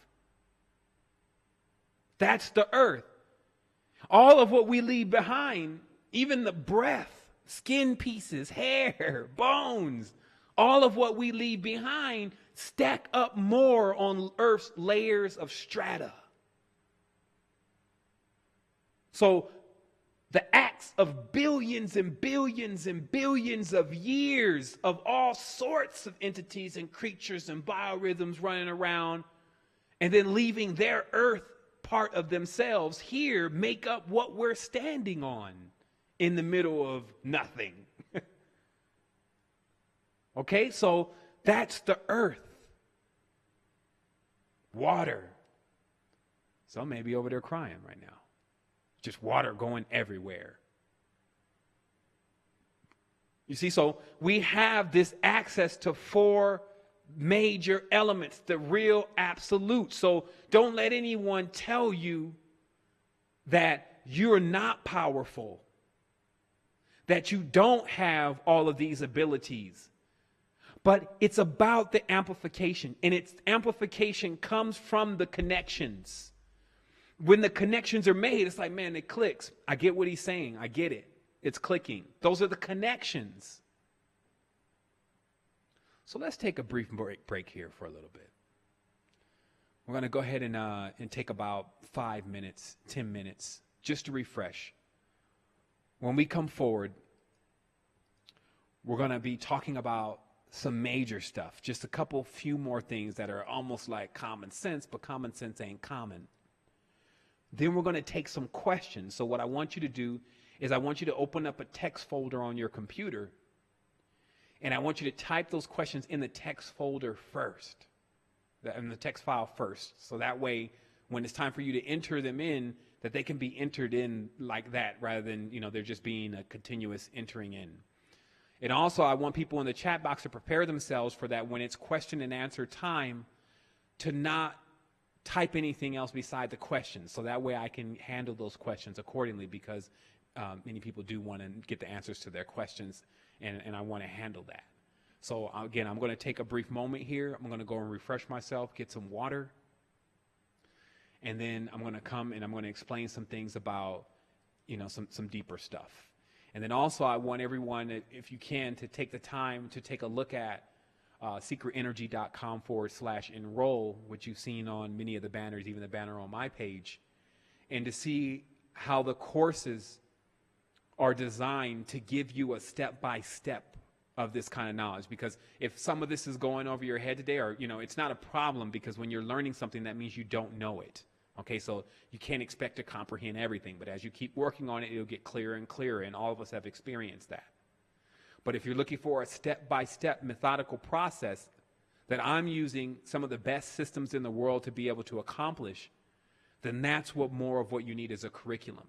So everyone should realize that all of our information has always been provided for them for free. We have hundreds and hundreds of recordings and videos out there to educate you. But if we're going to do this on a curriculum-based level, a methodical-based level, and we're going to keep going with that, then we're going to need support for that, especially because of how much time and attention that it takes to really put this kind of stuff together. And until we get outside of time, we won't be getting that time back. So it's actually a very, very valuable investment that goes beyond cash and physical currency. But a lot about those lessons teach you how to unhinge the current in your body and exactly how that connects to everything. So I'm going to go ahead and take this moment, and then we'll get together in just a moment.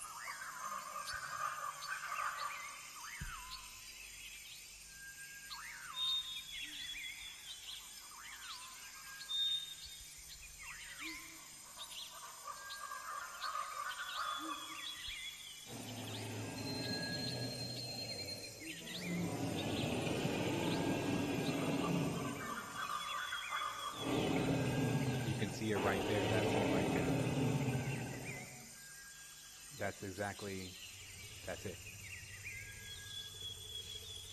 That's that buffer zone. One side of you goes one way, the other side of you goes another.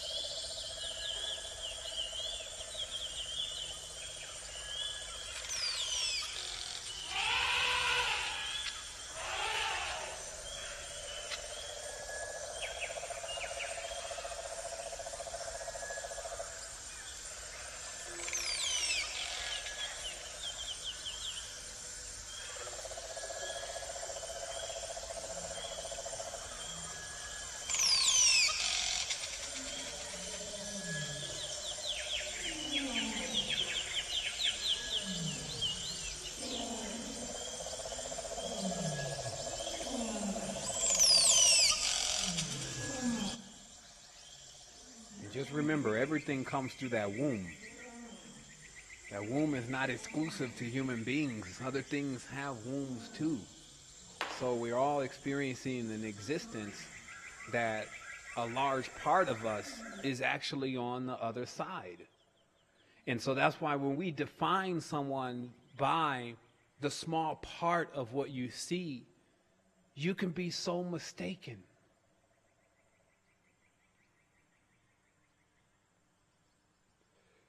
I mean, imagine defining someone based on the color of their skin. That could be so basic. And so until we start really, really reflecting on what's around us, and that's why they say the secret to the Kabbalah is to see everything as yourself and to realize it is you. But some think that means, oh, okay, yeah, that means love others as you love yourself. I remember that. But that's not what we're talking about.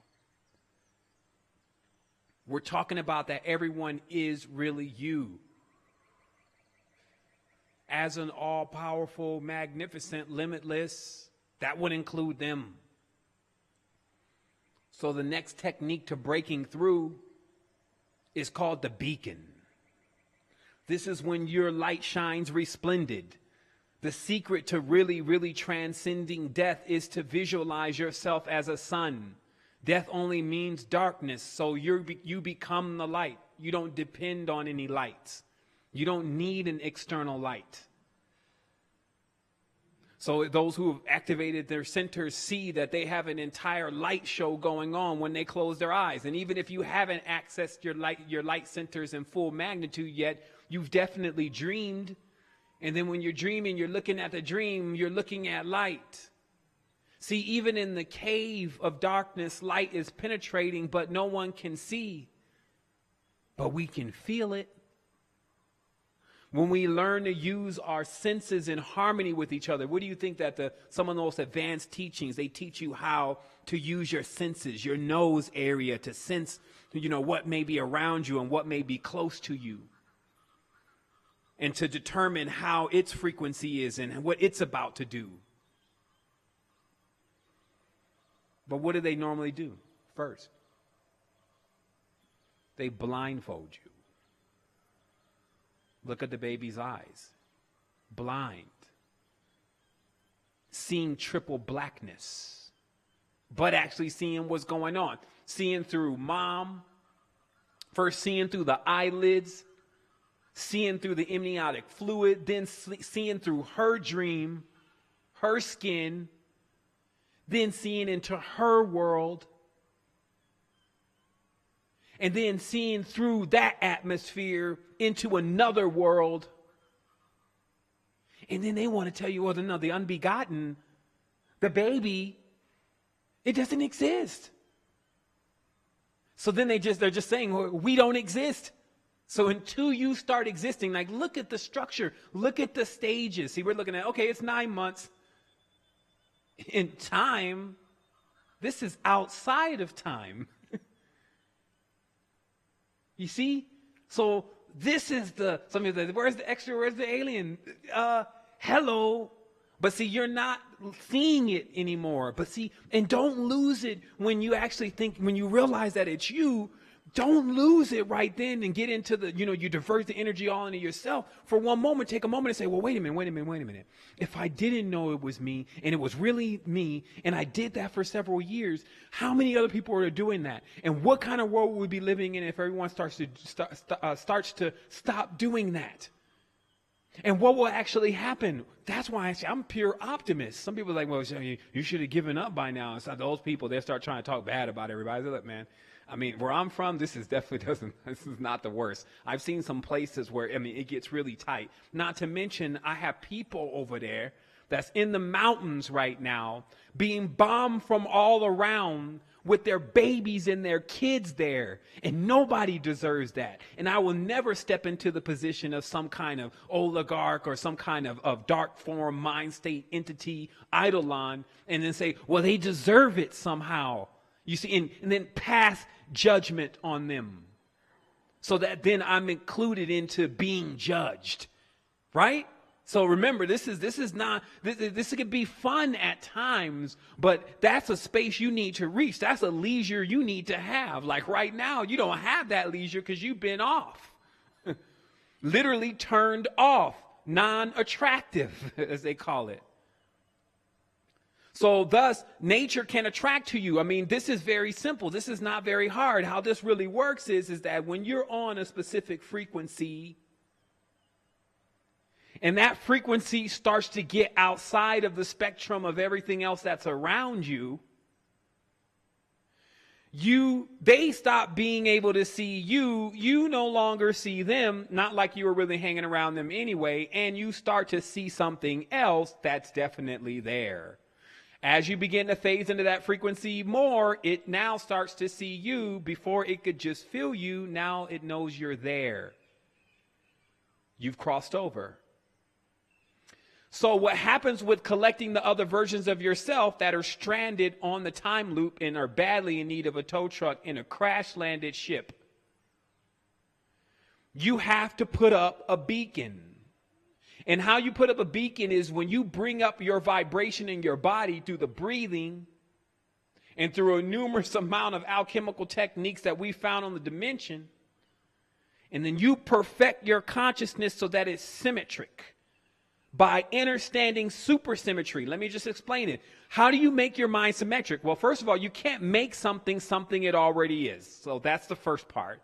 The second part is to understand supersymmetry, meaning that what you could be seeing that doesn't look that great to you, if you saw the bigger picture, you would actually see how there's a diametric opposition on the other side, meaning the exact opposite thing of actually happening, when you can pull back off of it completely.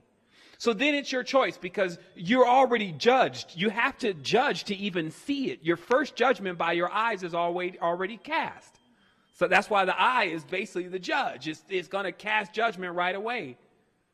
But when you look deeper, that's the compassion. We talk about that's the compass to Zion. Now you're able to navigate. So then you have true horoscope. You're seeing clear, they call it. He's seeing clear. His dreams actually happen. Her dreams actually happen. Then once you're seeing clear, now you can go in through it. And like I said, it's GPS for the future. You know exactly where you're going. You can read the stars. This means that you're actually reading the essence of the particles and the information in which they're transmitting.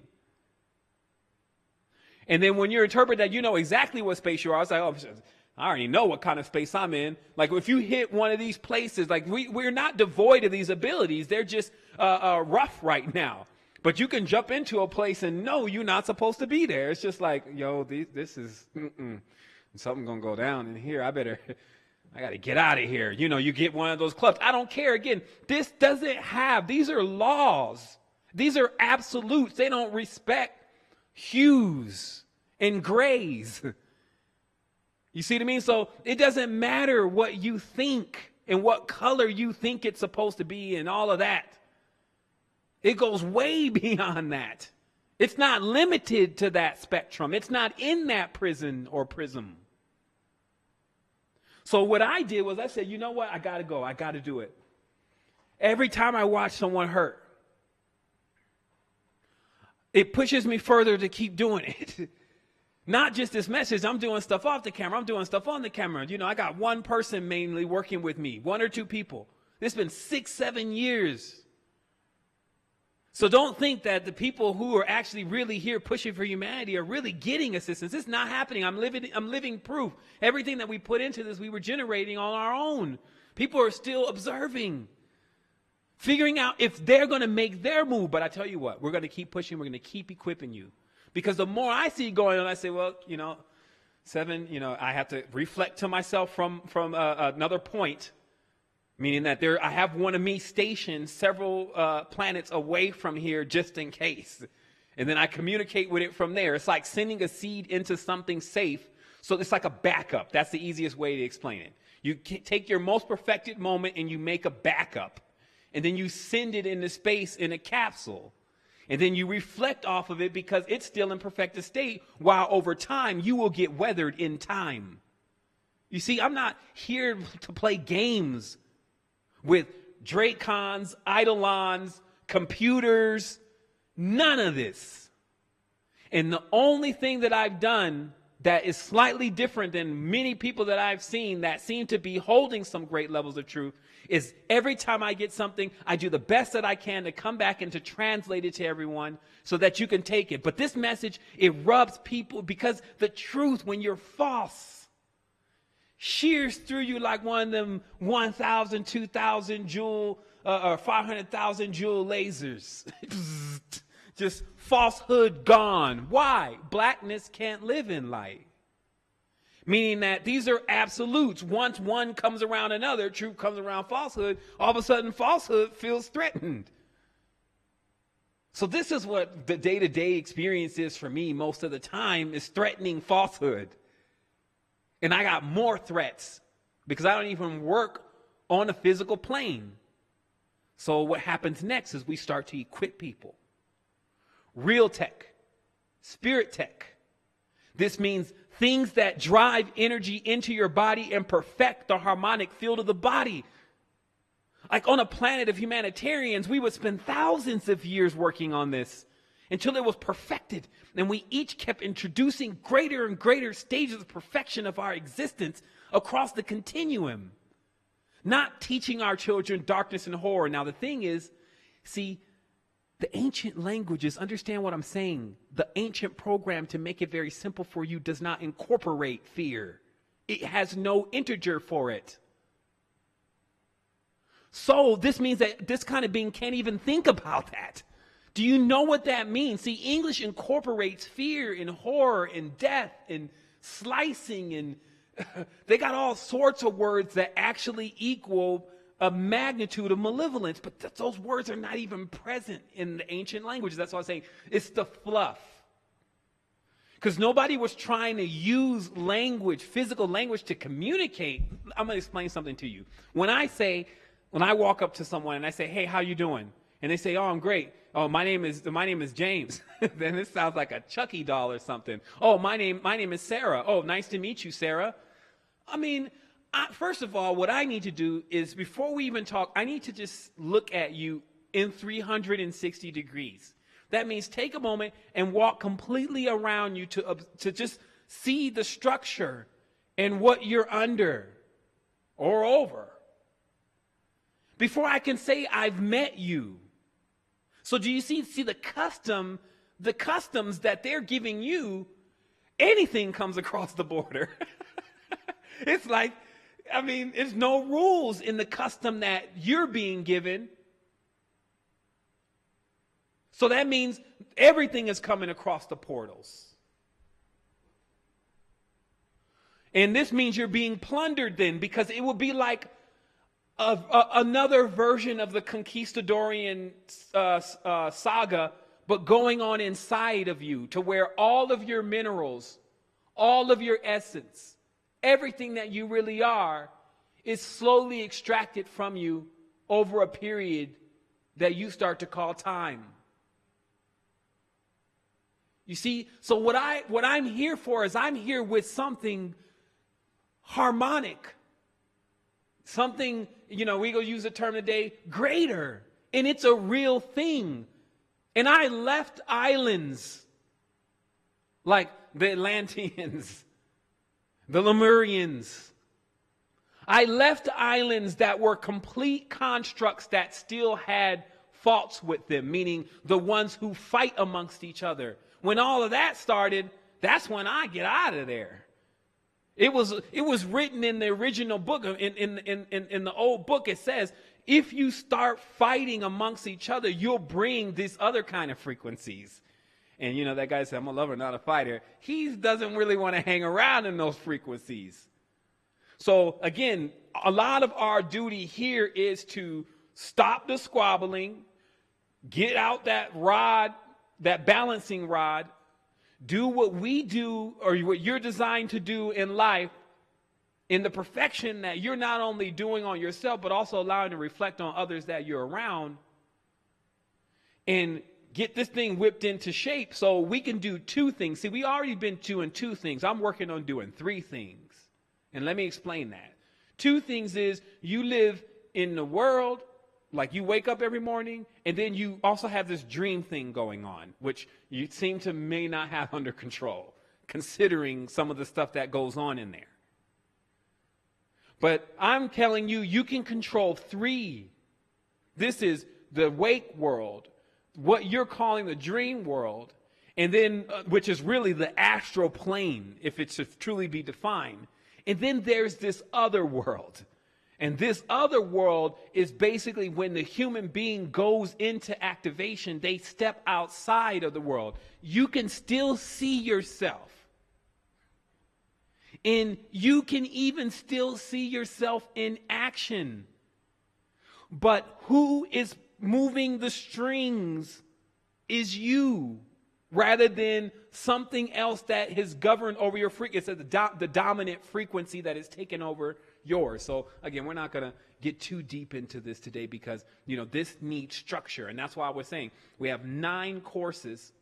And then towards those last courses, the 4th and the 5th courses, then you get into when you walk across, when you go through yourself, the Tesseract. But this is not, so remember, there's no time here. You're not too late. You should not be rushing. It's not that kind of thing. Once you decide to get ready to get on that path and you're serious about it, you make the time for it. Like literally, like if it took 30 extra years on the life, 30 extra years will be granted from the date of expiration.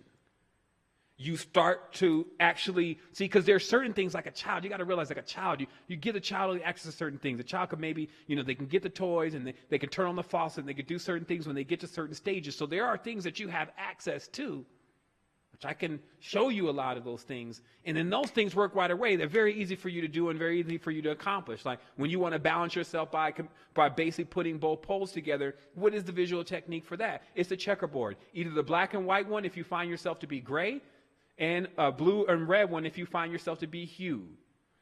And once you do both of those, and some again stacked. So if once you do both of those, you're basically sending the signal into your body, balance sides.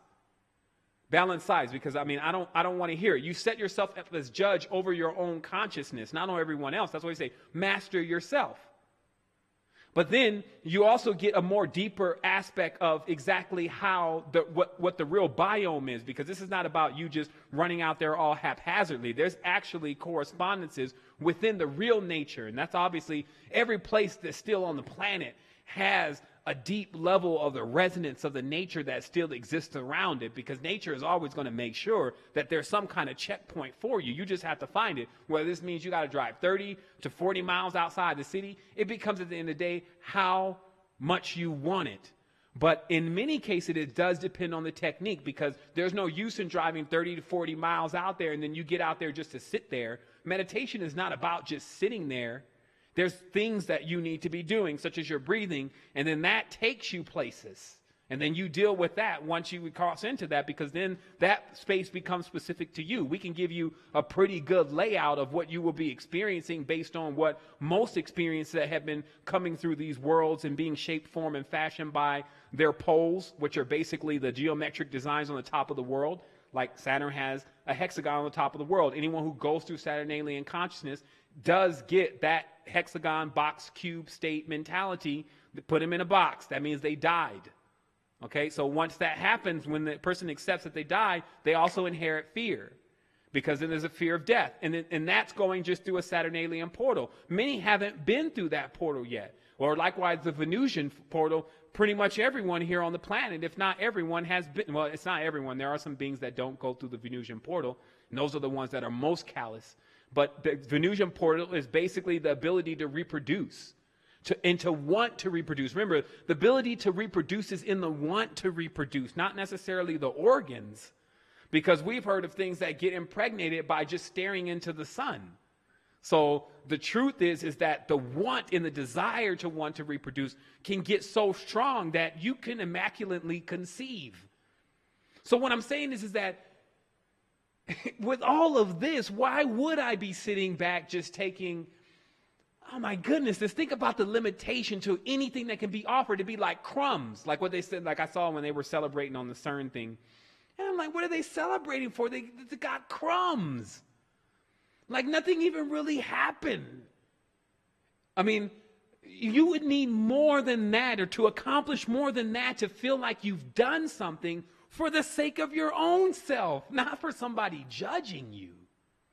But I mean, if you can jump and skip and scream and act like you've really accomplished something and you don't even know what's going to happen after you die, shame on you. You've set your bar low. You're taking crumbs, scraps from the master's table. So again, deep knowledge, that's Cain. Cain erected the artificial kingdom in an attempt to plug everyone into that kingdom versus they were plugged into the sun. That was the only switch here. Look how silly this is. Okay, so let's say, for instance, let's go back to Moses. Moses enters into, quote unquote, Egypt, which is a Greek word. And at that point of entering into Egypt, he supposedly leads this group of people with basically the foundation to the modern religion outside of this place called Egypt, and then into this land called Israel. And then that's the history of our entire spiritual system for 80% of the people in the world. Because the Brahmin, or the Abraham, is also connected into this tradition. Question: where are the bodies? Where are the bodies? Where's Moses' body? Where's Joseph's body? They were mentioning so many people during that time. Where's Caleb's body? Where's Joshua's body? Because from this point, and when these texts are being written, these people actually do come into some level of power according to the text. So where's the bodies? So they said, well, no, because the bodies are, this is all ancient. It's they tell you the Jesus' body used to be over here. This is where Jesus may have walked through. Where's Jesus' body? When Jesus went, he took the body. Okay. If you accept that, think about this. Why do we have Seti the First's body? Why do we have Akhenaten? Why do we have so many bodies that came before that period right now in the Louvre? But the key to these, the Louvre is in London. London are the Khazarian Jews that constructed the entire religion. Why wouldn't they in their own building have the body of their patriarch somehow sequestered, even if they had to beat someone down for it? Right? Like, go get this is the bodies of my ancestors. We're going to dig up Rachel. No, because it's the greatest story ever told. It's just a story, and a quite dangerous one, considering that the entire system of how a person will go from the stage of a lowly mortal, if you may, all the way into the ascension of the crystalline, is delegated to something else that's out, that doesn't even exist. It dumps it right off into a void of non-existence. So do you see? So once we provide a foundation for purgatory and we give people a real something to stand on, like solid, like this is solid, as above, so below for real. Like we can watch the ibis crane take its beak and poke it when it gets sick. Take its beak and poke its beak up its rear end and blow water up its rear end to the point where it fills itself up so much that at a certain point it relieves itself, and then all the worms and everything come out and it recovers within a few hours. And we learn from the ibis crane enema. You see what I mean? Like all of what we have here, we have too much. Meaning to action, some people say, man, I don't know, the world's going to come to an end. The world's going to come to an end. We can't even turn it around from here. Whoa. The sun is so large and has so much energy that the moment that we convert it into anything that we can use is that moment, everything's going to turn around right then. The abundance on the planet is so fertile. The main thing is to realize exactly how the abundance needs to be really utilized. You know, give it to other worlds. But see, even right now, look at how we're living. There's so much abundance, truly. Like in Costa Rica, mangoes all on the ground. A friend of mine called me the other day. He said, man, I pick up 40 pounds of mangoes on the way home. It's like, you know, they're just all over the place. I said, yeah, man, I got to get out there. All of that just right away, just ship right away. And now remember, a big thing to this, and you know, I'm not attempting to jump around here, and then we're going to come to an end. We're going to also have a closing. But there's something else that you have to know is about electricity and wireless electricity. So what happened is that, see, the same signal that you're getting now from your internet and that you're getting from Wi-Fi devices and Bluetooth, what was discovered is that signal could be amplified. And when amplified, you send power across it. So you can send power across Wi-Fi, actual real power. So electricity. So what happened? Well, it's not even called electricity. See, it's a different kind of power. So what happens is that, see, this type of technology or tech, we send power to Africa. We send power to Ukraine. We send heat to Russia. We send, you see what I mean? You're dealing with power. Free, transmittable power. So if you're just questioning for a moment, did Earth really have a heightened stage? With them doing the obvious, it would have occurred.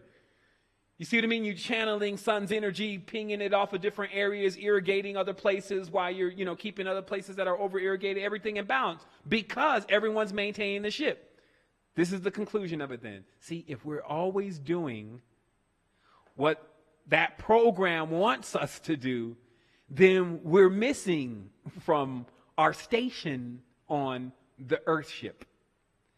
And see, if you can get into this thing, like think about this, because you got your own, but something this large, I mean, this one's beautiful. We even got cruise ships on here. You get into the seat of Earth, all of the members of Earth are with you. Everyone's got their station together based on what they like. They've removed from their mind the virus and the scarcity of the golem. And then we drive this thing. We drive it closer to the point of origin and slowly realize ourselves as we're doing that. Not meaning let's fly it all the way to the point of origin, but let us visit our states of consciousness as we're coming into the total recollection. And now what I just explained to you is not done on the external level. And that trip is what we're on. So that's it for today. I'm going to go ahead and take some questions. And I'm going to let, you know, anyone that, you know, has something that they want to address directly, I'm going to let them, you know, get that out. So that way we can make those answers. But I feel great because, you know, it's been a lot of diligence involved with this. And then, but when you do that, you know, the reward to yourself, like you're not really, you know, looking for other people to pat you on the back. And remember, turn yourself on. It's the best thing you can do because you'll never turn off. But if you put yourself into the hands of something, remember how it works. The more current that you get, if you're being governed by something else, it puts that something else in the position to collapse on you. And then you're left without that connection and that link and that bridge. And also you fall that way.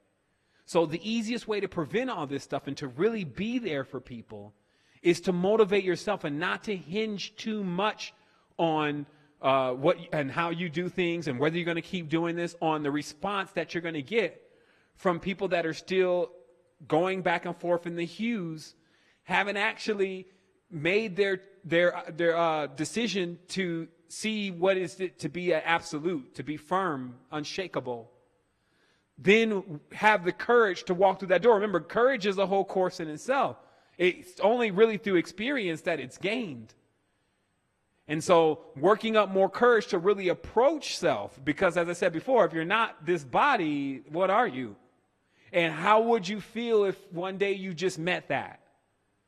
Right? So that's a preparation. And that's why we have the courses, because at no point do you want any of this to go what we could say is the wrong way. But remember, back in the days, as with an invitation to what we would call today the mystery school, there was nothing but excitement because you knew you were finally, like there was legends about anyone who had been able to achieve. And, they always had in the tribe, oh yeah, Baba Kun, he definitely went to a whole nother level. He just took his whole being and ascended it in front of everybody. And then we could just hear him in the sky. And then every now and then he comes and he says some stuff. He drops off some things.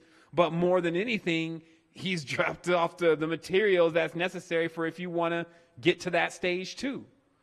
You see what I mean? So it was always a reaching back, if you want to say it that way, because it was never looked like that by these absolutes and in the absolutes that really exist, right? The Netaru, okay?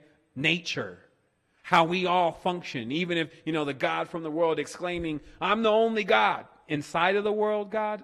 I mean, come on. You need to at least get outside of the world to even be making those kind of claims, because if you're inside of the world, that means that you already should know who is a little bit more in dominion than you, the dome. And the dome is the symbol of the divine feminine. So you see, this is how you can always go back and just like, bam, bam, bam. Anything that you're saying doesn't make any sense. So you clean up your own mind. You go in there and you do in the spring cleaning. You're kicking out all the, the external gods, and you're bringing in the internal consciousness. This means interpreting the zoomorphication of the images in order to give yourself a full idea of the absolutes. So that way you can understand how they work and weight and measure together. And then you begin to control what happens to you in the future. That's it. That's the only way to control what happens to you in the future, is to become the controller of time.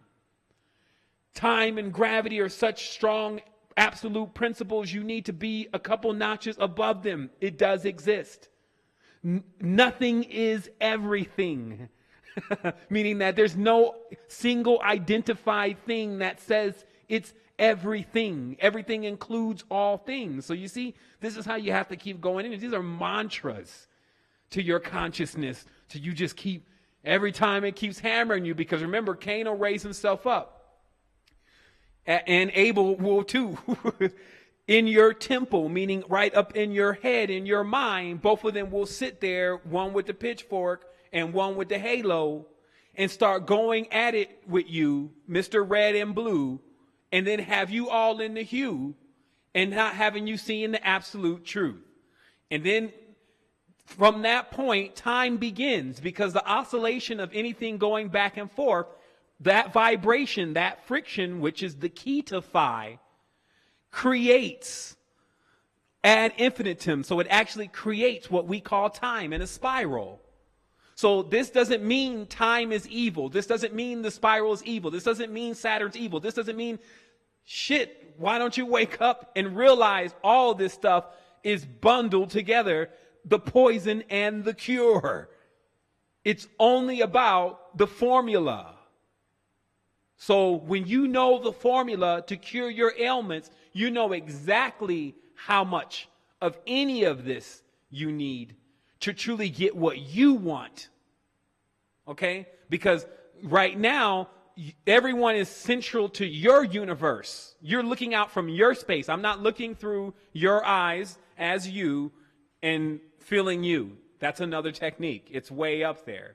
What I'm doing is I'm being me, and everything is rotating and revolving around me. And how much of my solar energy, which is masculine and feminine, it's a dynamo, it needs to contain both, that I can continue to push out, that is the kind of response that I'm going to get. So it's not dependent on anybody. It's dependent on you. How much you give. Wouldn't you rather be around a person that smiles, right? Laughs, has fun, is energetic, positive, or someone who's depressed, talks about death, talks about being a killer, etc. You see? So this is also the choices that we're needing to make with what we're choosing to allow into our portals today. Most of the music is constructed based on that other idea of what I just gave you. A person that's sad, depressed, striving for energy, vampiric for energy, with desire, overwhelming desires and passions, and just nothing's in control. But you like the song, meaning you like the frequency. But what I'm saying is that you can put it all into its place. He knows what I'm saying. I'm not saying stop listening to that. Sometimes it works great at the gym. It's like, okay, I'm on the grind. You know, you got the crazy song on it. But when you're done, you're done.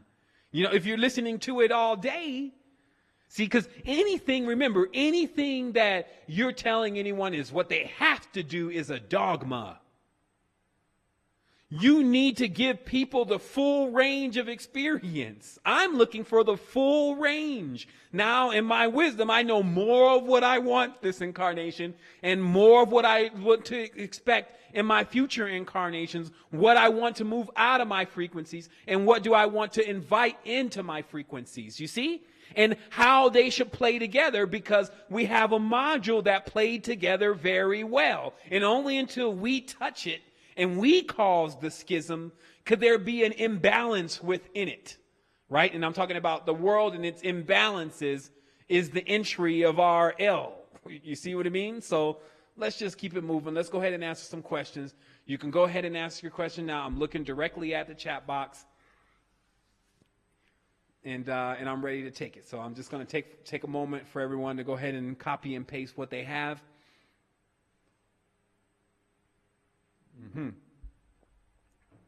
We have a question about the course.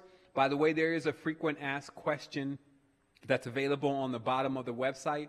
And all the questions about the courses are under tuition. Someone's asking what actually comes with the course. And the best thing to do is to refer to the actual page, enroll, and it explains everything, and then it hyperlinks you to the actual course itself, and then in there it gives you even more details about how it's structured. And it's just better for you to do it that way, because we're going to do just something special that's centered around courses, but I really don't want to take time in explaining all the facets to it, and I also again don't want to not take enough time, because that's the other thing. Like it's something that really needs to be reviewed the proper way. So let me see. I'm going to go to the next question here.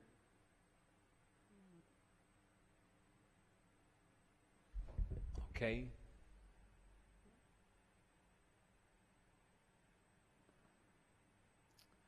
Okay, someone is asking, can I talk about woman seed and the cycle and how to navigate it and point us to useful books? Now, the unfortunate part about books is that I've found little to any real work on this kind of stuff that we're talking about. I mean, just think about it. Like, I'll probably be hanging out with that person. They'd be on the show if they were talking about this kind of stuff to this kind of level and explaining the details to what goes on with it. So what happens is that we find that there's not really one solution for everyone. Like, there's no one diet for everyone. So what you need is really more of a close consultation about different things about how your energy works. Because for many people, while they may be born in a male body, they may have male and female imbalances. So figuring out which one of those is going on really is what determines how the person's energy centers work. Now, when you come onto a planet, obviously the male and female energies as they're interpreted is in and out. Okay? So if you find yourself predominantly masculine or predominantly feminine, then you know how to denote whether you're predominantly in or predominantly out, and that should be a no-brainer. And then from that point, what you do is you either launch off and working to learn what all of that really gives you as an advantage to be in the out or to be the in, or you go into trying to balance out that character. So, this is, again, deeper stuff. So you have to take it step by step. See, I stopped personally, especially with topics such as these, giving it the injustice of not actually going into something where I can show all of this. Like, we're going to make diagrams and we're going to do different things that are related to it. But just as it is, you understand the components as they are, like the actual seed itself versus the egg.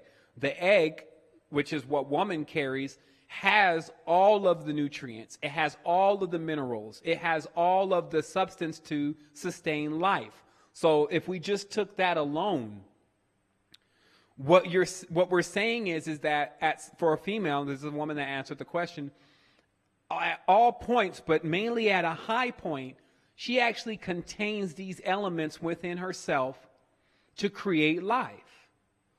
But if we're always thinking that life is just bringing this baby into the world, then, we're missing it. It's not as obvious to us that our ideas are the seed.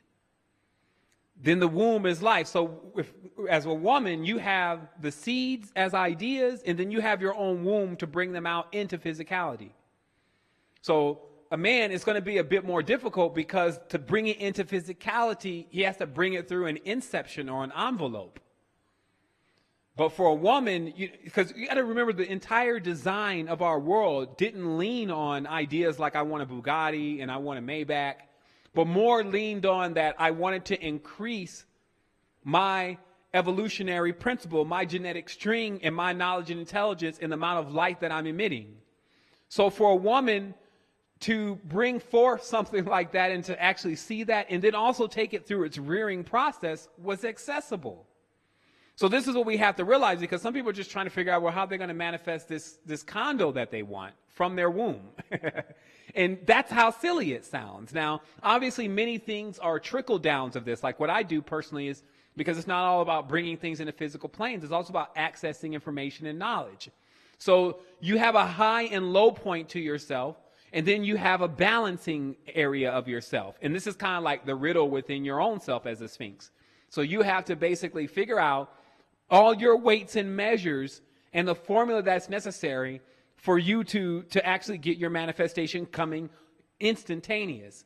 And that's basically doing the work on yourself. That's all of what we're talking about here for the last 5 or 6 years, is how to work and calibrate that more. One of the things we just realized is if you get around a person and it's like there's an organic telephone or something, meaning that if you guys are thinking about somebody, that person pops up. And, if you guys are you women and men, excuse me, I tend to not like to use that term, you guys, but in the sense of if you're around this person and there starts to become spontaneous manifestation, but you're just doing silly things like remembering, people you want to talk to or thinking about something, remember that what's on the background of that is actually the formula is so close. And see, these are about integers that you can't see. It's not that this is your best friend or, this is somebody that's a family member. It has, in most cases, nothing to do with something that is that easy to see.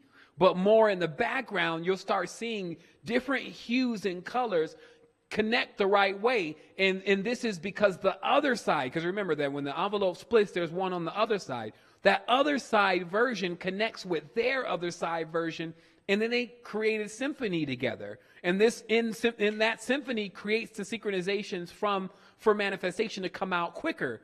But remember also what I'm saying to you about even with an external person, there's an internal way to do that. So that means that there's a time where your body, especially as a female, the egg is in height. And then if you align it, because now you're charting something here. So now there's got to be another integer. So what time of the month is it? Is it full moon? And then when you align that properly, you have that 2012 happening. At that point, every time there's 2012 happening. And then what you'll start noticing as you catch wind of this kind of thing going on, you also see that generally during the lineups, you're always doing something that has nothing to do with your manifestation, even almost opposite to your manifestation. Because remember, there's no such thing as poof. There's some weird stuff going on here, but you can see and check back to where it all comes from. And so what happens is that just realize that on another cog of this, if you're really not benefiting, like if you're really not having a great time here yet, if you're really powered down, there's really something happening. And a big part of that something happening is diverting you in the most sensitive times. That's why there's holidays. Because the holidays are designed to divert you from specific points in time to where your manifestations would be incredible if you were lining up. Because also what you'll start seeing is this strange synchronization. It's like the dates of this year. There's a Friday the 13th, 3 days or 2 weeks in a row or something like this. So when you start seeing those synchronizations, then if your body is also synchronized, you'll start saying you lost contact with a whole group of people at one day. Then all of a sudden you were on touch with these other people the next day. You finally completed this project over here. You reached 5,000 people over here. And then all that stuff will line up with the dates. And see, these are simple things. You don't want to get too much into this stuff because it could become your worst enemy. Meaning that examining anything too closely proves in this reality to be able to produce error. So you move fast and you move in mysterious ways. This means that you're not predictable. You're charting a course, but no one really knows where you're going. Most of the time, it goes without being said. Meaning that you're not trying to give your coordinates and waypoint to something that's going to trip you up when you get there. You see what I mean? So it's amazing. You know, it's amazing what we can do. So let me go to the next question here. And so just understand, you know, you got to get your own your scope together. Somebody asked, MT asked, can you talk more about the Ethiopian matriarch female czars? You posted on your Facebook when I was young, and I have seen these entities using people. Okay, so I'm going to do my best to give you the entire scope of what was exactly going on here with causing as few problems as possible. You see how it comes out. The poison is with the cure, because when you start talking about things that people are very sensitive about, it could become a hot spot. But just so you understand it, the czars, which is a book called Alien Wombs, right? It's a book about Sudanese women and the cult of the czars, which was a matriarchal clan that definitely was connected back to Lemuria. And in conclusion, what we're watching is that somehow this covenant between Solomon, which is a cold word, but it doesn't necessarily mean it's talking about the three sons. It doesn't mean any of that. It's just something hiding behind something that it's not. And what could have happened, and what seems to have happened, that there was a rape. Basically, that one of the queens was actually raped, and then the child that came from that became the ruler, but the child also became very twisted in its consciousness because it was birthed through this kind of activity. And then from that, because that child still had the lineage, ruled that nation, and that was called MLK. That's where we even get our term Moloch. This is how the Melchizedek and Menelik and then again Moloch, the cow face, Sheba or Belkis, who had the hoof foot. Like all this connects back into the same, what appears to be the Venusian storyline of just the war between the clans of the matriarch and the patriarchs of their planet. Now remember, you throw yourself into this, good luck. We'll see you in a few aeons. Of their planet, of their part of the Big Bang, this is their drama. Like if you come to our planet, we got drama. So we could tell you about some drama. We'll tell you about what we did to the Vietnamese, and what the Vietnamese did to us, and then what the Japanese did to us, and what we did to them. So we got drama. So when you're dealing with other planetary systems, they have drama too. Anything below the speed of light is wobbling. Our Earth is 26 degrees. 23.6. Anyway, it's been a long time since I looked at the numbing numbers. But the reality is that if you're below the speed of light, you're wobbling. So when you get above the speed of light, let's take a segue here just to not, I don't want to finish the matriarchal story, just as a negative thing. So just understand this.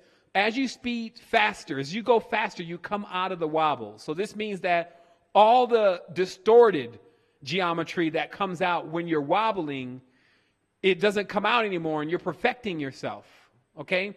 So this is also how you defeat time, because when you stand up, when you raise the jet straight, because your kundalini is completely risen, and it's the bird snake, so the magnetics and the electric centers are completely functioning, at that point, you defeat gravity. This is why most people who do that can levitate. They feel a cancellation of their energy in the lower triangle.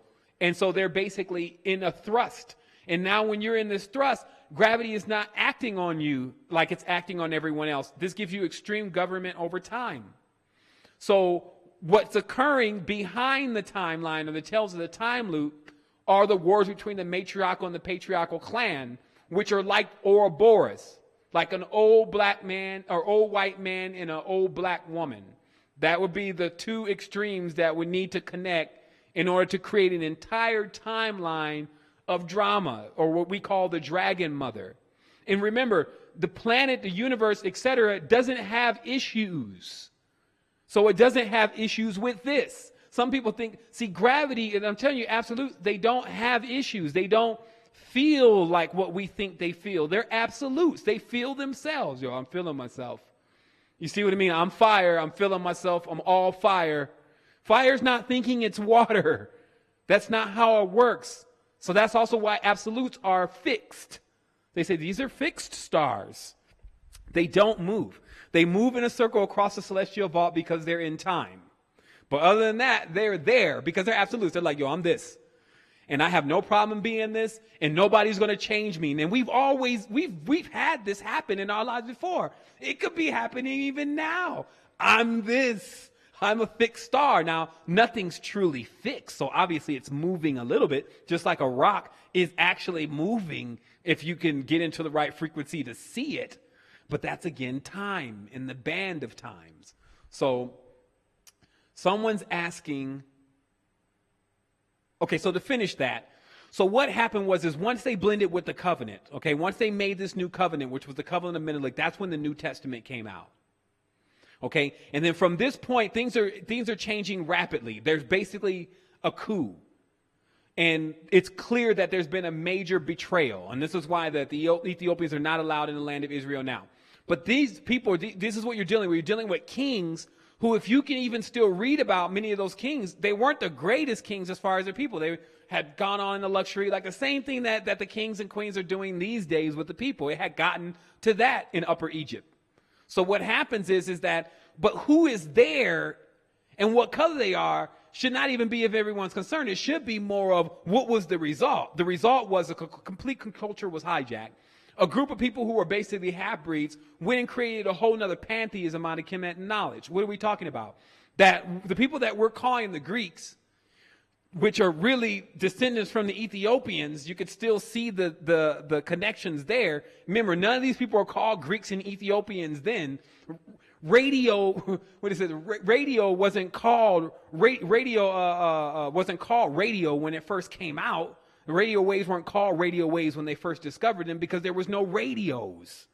So this is also what we're talking about. You can't, if you're going to use terminologies, I say Greek. Some people are like, well, the Greeks? But they're not seeing, we're talking about 4,000, 5,000, 6,000 years ago when they were basically looked somewhat mulatto in a sense, had dark olive type skin, eventually branched off to becoming the Moors and the rest of what we're looking at in that sector, and then had knowledge that came from Dravidians, which later on went off to Persia and then set up their old pantheism there. But where did they get all this from? Kemet. Because it had, it was all there. And it's the only thing you're looking at is replay. Like the guy said, rinse, repeat. So obviously when the Greeks became so popular because they externalized all of the gods that were in Kemet. They basically made themselves the gods, but in a selfish way, like they're the only gods. Now, we've heard that before. You see, so even the story of the Messiah, which is really laid out as a person unlocking their kundalini, gets interpreted into an external person that actually is raising himself to save the world. You see what I mean? And has done that, but we're living in a world that's not saved. Not to mention, in the Gnostic tradition, it was already determined that this world was actually hell. So the whole idea, or Hellas, to get out, the whole idea that you would go to hell when you left here didn't make any sense. You were already here.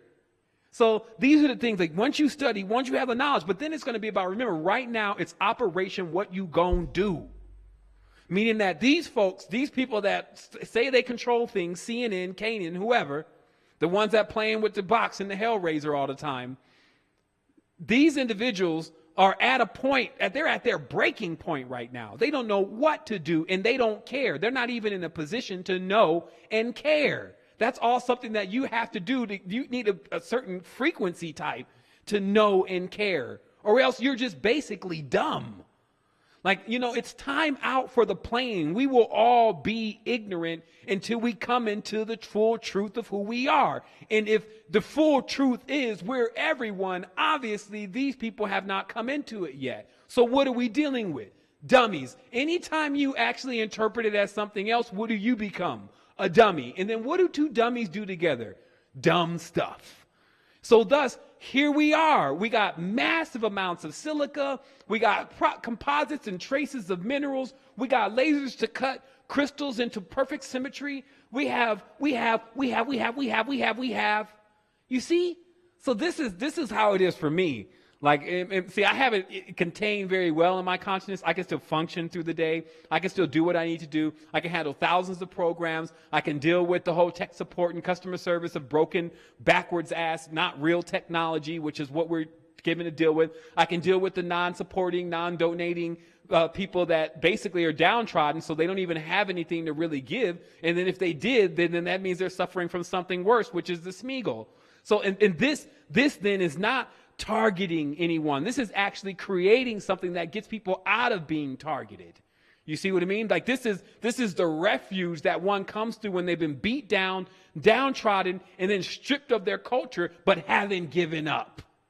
You see, because the giving up is that, okay, well, I'm going to go and bow down in the rock hot 5 times a day, bowing down, but I don't even know what I'm bowing down to, nor have we talked. And not to mention, you're letting my people get desecrated.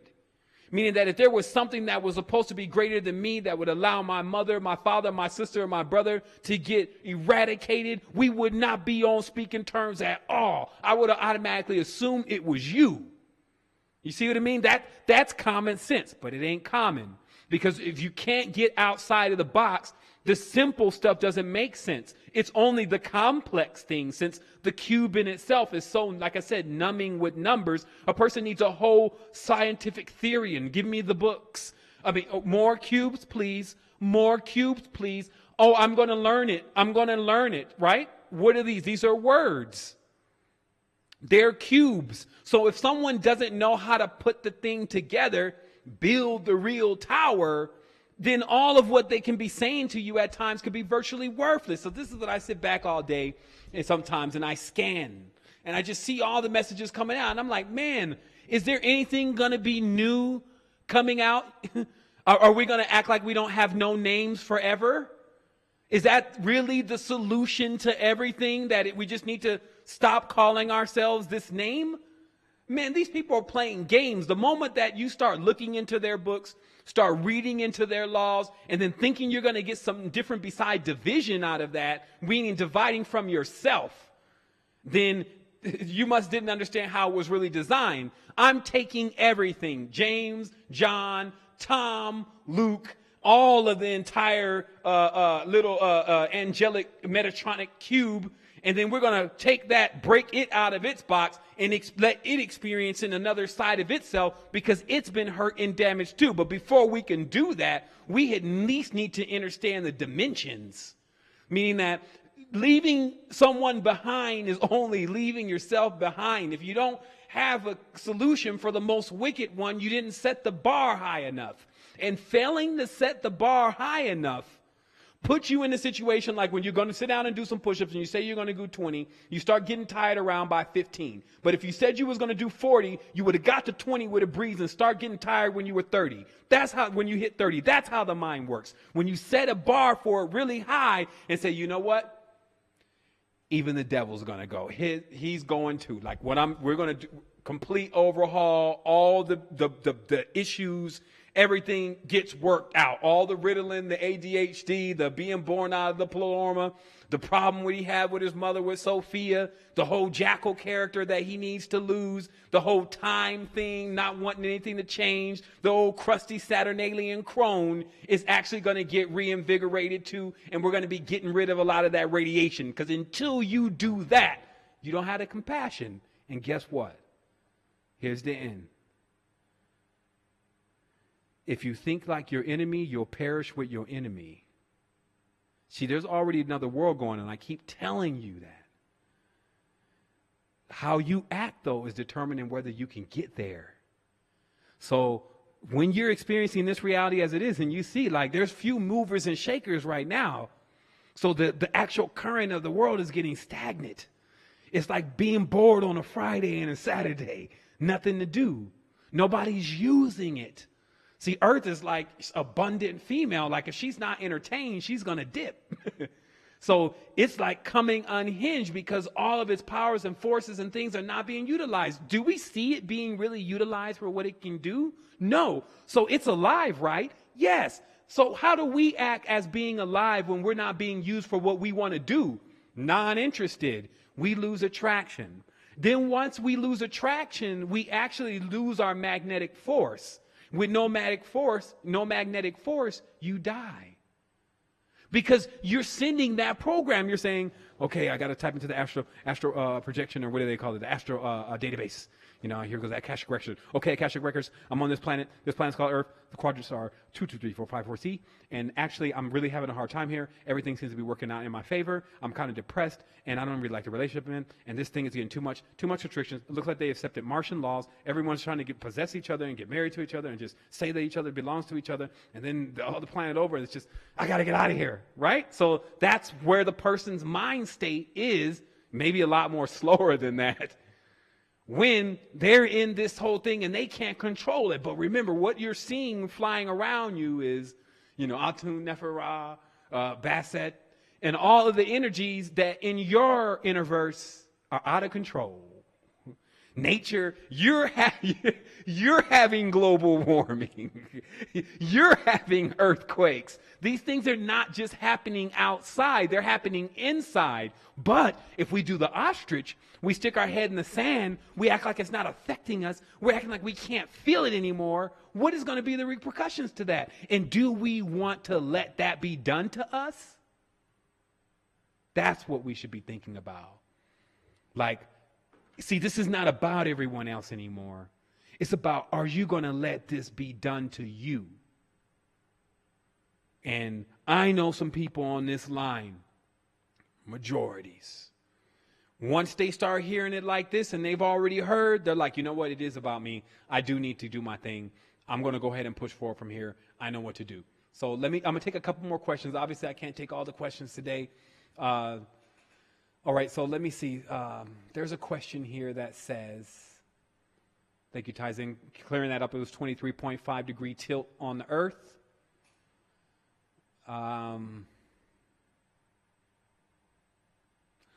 Somebody said that they reached out to me on Facebook and all these different media channels, and what's up? What's up is that it takes hours and hours and hours and hours of time to actually build this stuff. Like when you see every single component of what we put together, it was put together by someone. It's not done by ghosts.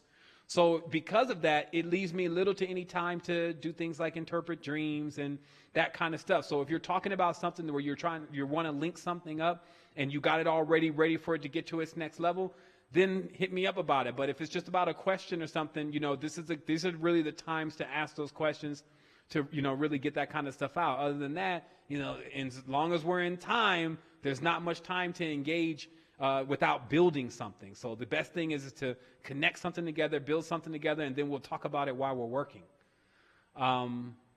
Someone asked me, is there an answer to every question? I mean, this is basically asking, is there a solution for every problem? So there's solution contains the word soul because it exists before.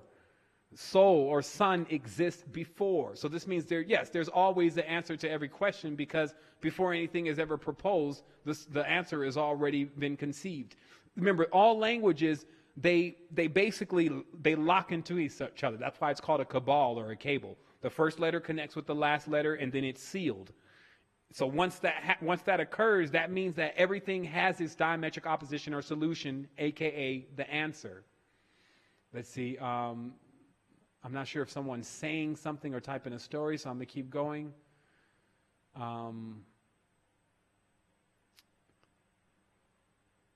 Yes, it looks like we've reached the pinnacle of today, the high point for you to go out and for you to radiate your energy amongst others, visible and invisible. Someone says, I know the time and place of my conception. How do I find out the parallax of my star origin's influence, what star I incarnated from, etc.? What I would recommend is to know more about that kind of thing is to look at the human design. And obviously somebody that says, I already looked at the human design, didn't look at the human design, because it could take years to understand your design. And I think that is one of the most proficient levels of information that begin to explain to you your incarnation point here and how that's affecting you, and then how that's affect you over time, and also how that affects your consciousness now, and then how you can enhance yourself, what needs to be enhanced, and where those centers actually are. Someone asked, what do you do when you're stuck in a spiral? You can't get out to get in, and you can't seem to get enough current and achieve balance. You're basically in a loop. At this point, it's very similar to what happens with your adrenals when you're experiencing something that is basically like a life or death scenario. You would need to access, if you're in a deep spiral, and we call this the tailspin. And the tailspin, if you notice when a plane's in a tailspin, the pilot pretty much determines at that point that the plane is going to crash. So trying to pull out a tailspin takes an incredible feat. This is when maybe one of those big airline pilots actually land a plane that has no wing, okay? And keeps everyone safe. So what happens is that we find that our urgency with this, like if somebody really dropped the hammer on you and you really believe that something was going to happen, like the Chinese are going to invade the planet tomorrow, you'd be surprised how you would grab everything that was accessible to you that may equal something like power and begin to utilize it in a proper way, because it would be your intentions then that will govern your actual communication or your actual reciprocation from it. So this means that, this becomes a very sticky situation, because you need to have enough energy to actually pull yourself out of it, but you also are looking for that same kind of energy to even get you to the next level. So this seems like an oxymoron, except for one integer, that you already have it, that there is this point of origin. And as I said, from what I've learned just in basic techniques, the mirror seems to be the way to go, staring into both eyes, letting the idea of yourself cancel out as far as the physical version, and keep sending a beacon to your other self that's lost on the parameters. Because remember, what happens when you get divided too much is you lose energy. Anything that's not divided is very potent. So this is why duality is in existence, because the more you divide something, the weaker it gets. It's like taking any chemical. The more we add water, we dilute it. So this is very, very simple. Understand what I'm saying. I'm giving you the solution to your problem. You've divided yourself too many times over multiple planes. And you do this life. Like every time, if you take certain kind of substances that alter your consciousness too heavy, and you don't know how to do soul retrieval. If you get really scared in some kind of event where you almost lose your life. If someone hurts you or harms you and to a point where you become traumatized. Each time any of these kind of events happen, you sever. Basically, you die to that frequency and you live to the next frequency. But that frequency still runs. It's like it runs in its own loop. This version of you with that happening as the last thing that occurred when it died. Okay, remember, there's no such thing as death. Death is basically a separation. It's saying, I don't want that anymore. I'm away from that. I want to forget about that. So when that happens in life with anything you experience, you die then. But you leave that life in a loop and you go on to another one.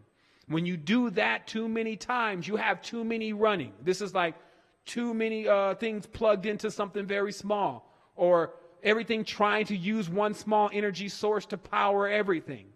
So then this takes everything into a tailspin. This is like even trying to invite people onto your island before it's fully established could prove to be mutiny, meaning that you could have a situation where you end up digressing back to what you used to be because you attempted to put too much weight on. These are the same concepts. So the main thing is what you need to do. This is now a need for you. This is not a want.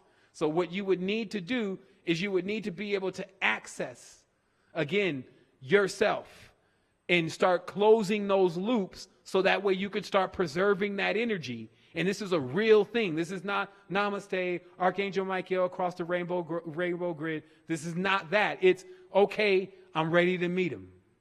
Meaning I'm ready to meet myself.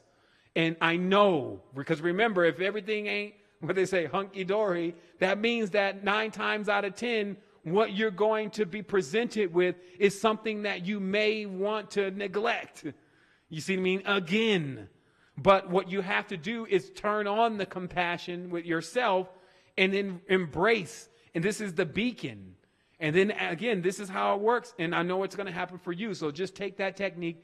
It's the best that, can be done for now with the situation, but it's not shabby. Like, it's the real way to make things happen, because now you understand, what's going on. Like, how does one get in the vortex? How does one lose energy? You lose energy through division. You see how we handle it piece by piece by piece. And then some of the things that I mentioned that happen, it happens to all of us. So nobody can sit back like, yeah, nothing bad ever happened to me. You see? So this means that everyone they're fragmented, some more than others. And if you get too fragmented, it's impossible to get the thrust that's necessary to pull out of the vortex when it's being fed. So remember, the kind of energy that the world is dealing with, instead of spraying, it's sucking, okay? So what happens is that it's being fed then. So when we start locking up the wheels on it, stop it all together, and then turn it in the other way. They say, where do you build or destroy? Right? So it's only one direction or another, Widdershins or diesel. And each of them have a use. You see what I mean? Sometimes you want to suck negativity, suck poison, suck viruses out of life, things that have life, right? And then sometimes you want to impress or penetrate something with life. You see what I mean? So you got to dance around these words sometimes, but see that. So what I'm saying is in or out. And then you can tell where you're at in life, because some people are up there, they're heavyweights, they're about to burst. They got all this resources and all these different things, but nothing going on, and that's destroying them, you see? So don't think that this is only one way. There's two sides to this coin. All right, so okay, so let's go ahead and do our thing. Like there's more of this coming, and you know that. So hopefully we can schedule something soon. There's obviously a lot more that I have to deliver. Remember, it's an inexhaustible well. So the main thing now is to get it, get the pictures and get the things that are organized so that way you can have those materials and things to give to others. I mean, it's been an amazing journey. Just remember, all we're doing here is we're growing and we're expanding. Someone asked if, to be the master of the universe, should we learn Hebrew? Okay, the terminology here is a little off. First of all, you want to be the master of the inner verse. This is inside of you. Being a master of the universe is never going to happen. And I'll just explain that. There's some beings that to be a master of an external overall world, right, and to get into that whole thing, you got to ask yourself, is that where you even really want to go? Do you want to be, a bunch of delinquents' master? Because even anyone who is going to allow you to do that to them, and that's why people are breaking out of that right now. Anybody that's going to allow you to do that to them, you got to ask yourself, have you just inherited a world of robots? Or do you really want to be a part of something that actually is really reciprocating with you like family? That you can really love and not say, oh, well, I created them, so, I guess I can't get excited about anything that they're doing because I'm their creator. You see? So watch the pigeonholes that you may put yourself in with the whole mastery thing and just trying to get power. Because the reality is that if you wanted to see something and experience something, you already knew the formula a long time ago, and it's called get serious, meaning to actually be serious about your expansion and to get onto that rather than looking for the next genie in the bottle or the next thing that's actually going to tell you that you're going to experience something. Remember, nature has a big part of this, and especially for men, them trying to get into nature, they're like, well, what am I going to see there? Find you a catalyst, all right, some alchemy somewhere, and then figure out how to get your system together and then go into nature and experience what it has for you. So this is, these are the basic steps. So just remember, it's all about, you can choose to learn what you want to learn. You can go and learn Hebrew, you can go and learn Sanskrit, you can go and learn all this stuff, but it's really going to come up to exactly who you are, because all the information that you really need, it was transmitted in this conversation, it was already inside of you, but it has more to do with what you're doing for yourself on an action level. Like, did you go on the fast if you needed to, or, did you, you see what I mean? So more of stuff that you're doing with yourself, like, or did you go and get out of the country, go explore life, like get out of the shell, get out of the nest, despite, whatever may be going on around you that's telling you that you won't be able to make it. All those things become more transformative for a male and a female human being and an infinite, limitless being than just the books and just the continuous knowledge without the experiences. The good thing about this is that we deliver the knowledge based on experience, so we can give you a really good layout of what's going to be presented and how to deal with what you're presented. But it always is within the choice that the person makes that draws them either closer or further away from where they want to be. And then also remember, where you want to be is about you. It's not necessarily about me and what I'm doing, etc. And we've always been like that. We know it's in this tense, it's the man or the mission, and here it's for sure the mission. So we're going to go ahead and take it away from here, and as far as going ahead and let other people be able to watch the show. Obviously the shorter that it is, it has a tendency to be able to be uploaded and things faster. I want to say Wholeness and Balanced Vibrations. It's been an amazing time. Thank you for allowing me to present this message to you today. And I look forward to building with everyone continuously in the future as we go through this experience together and we continuously grow and we gather more and more of us that believe this way and know how to put it into practice. Thank you.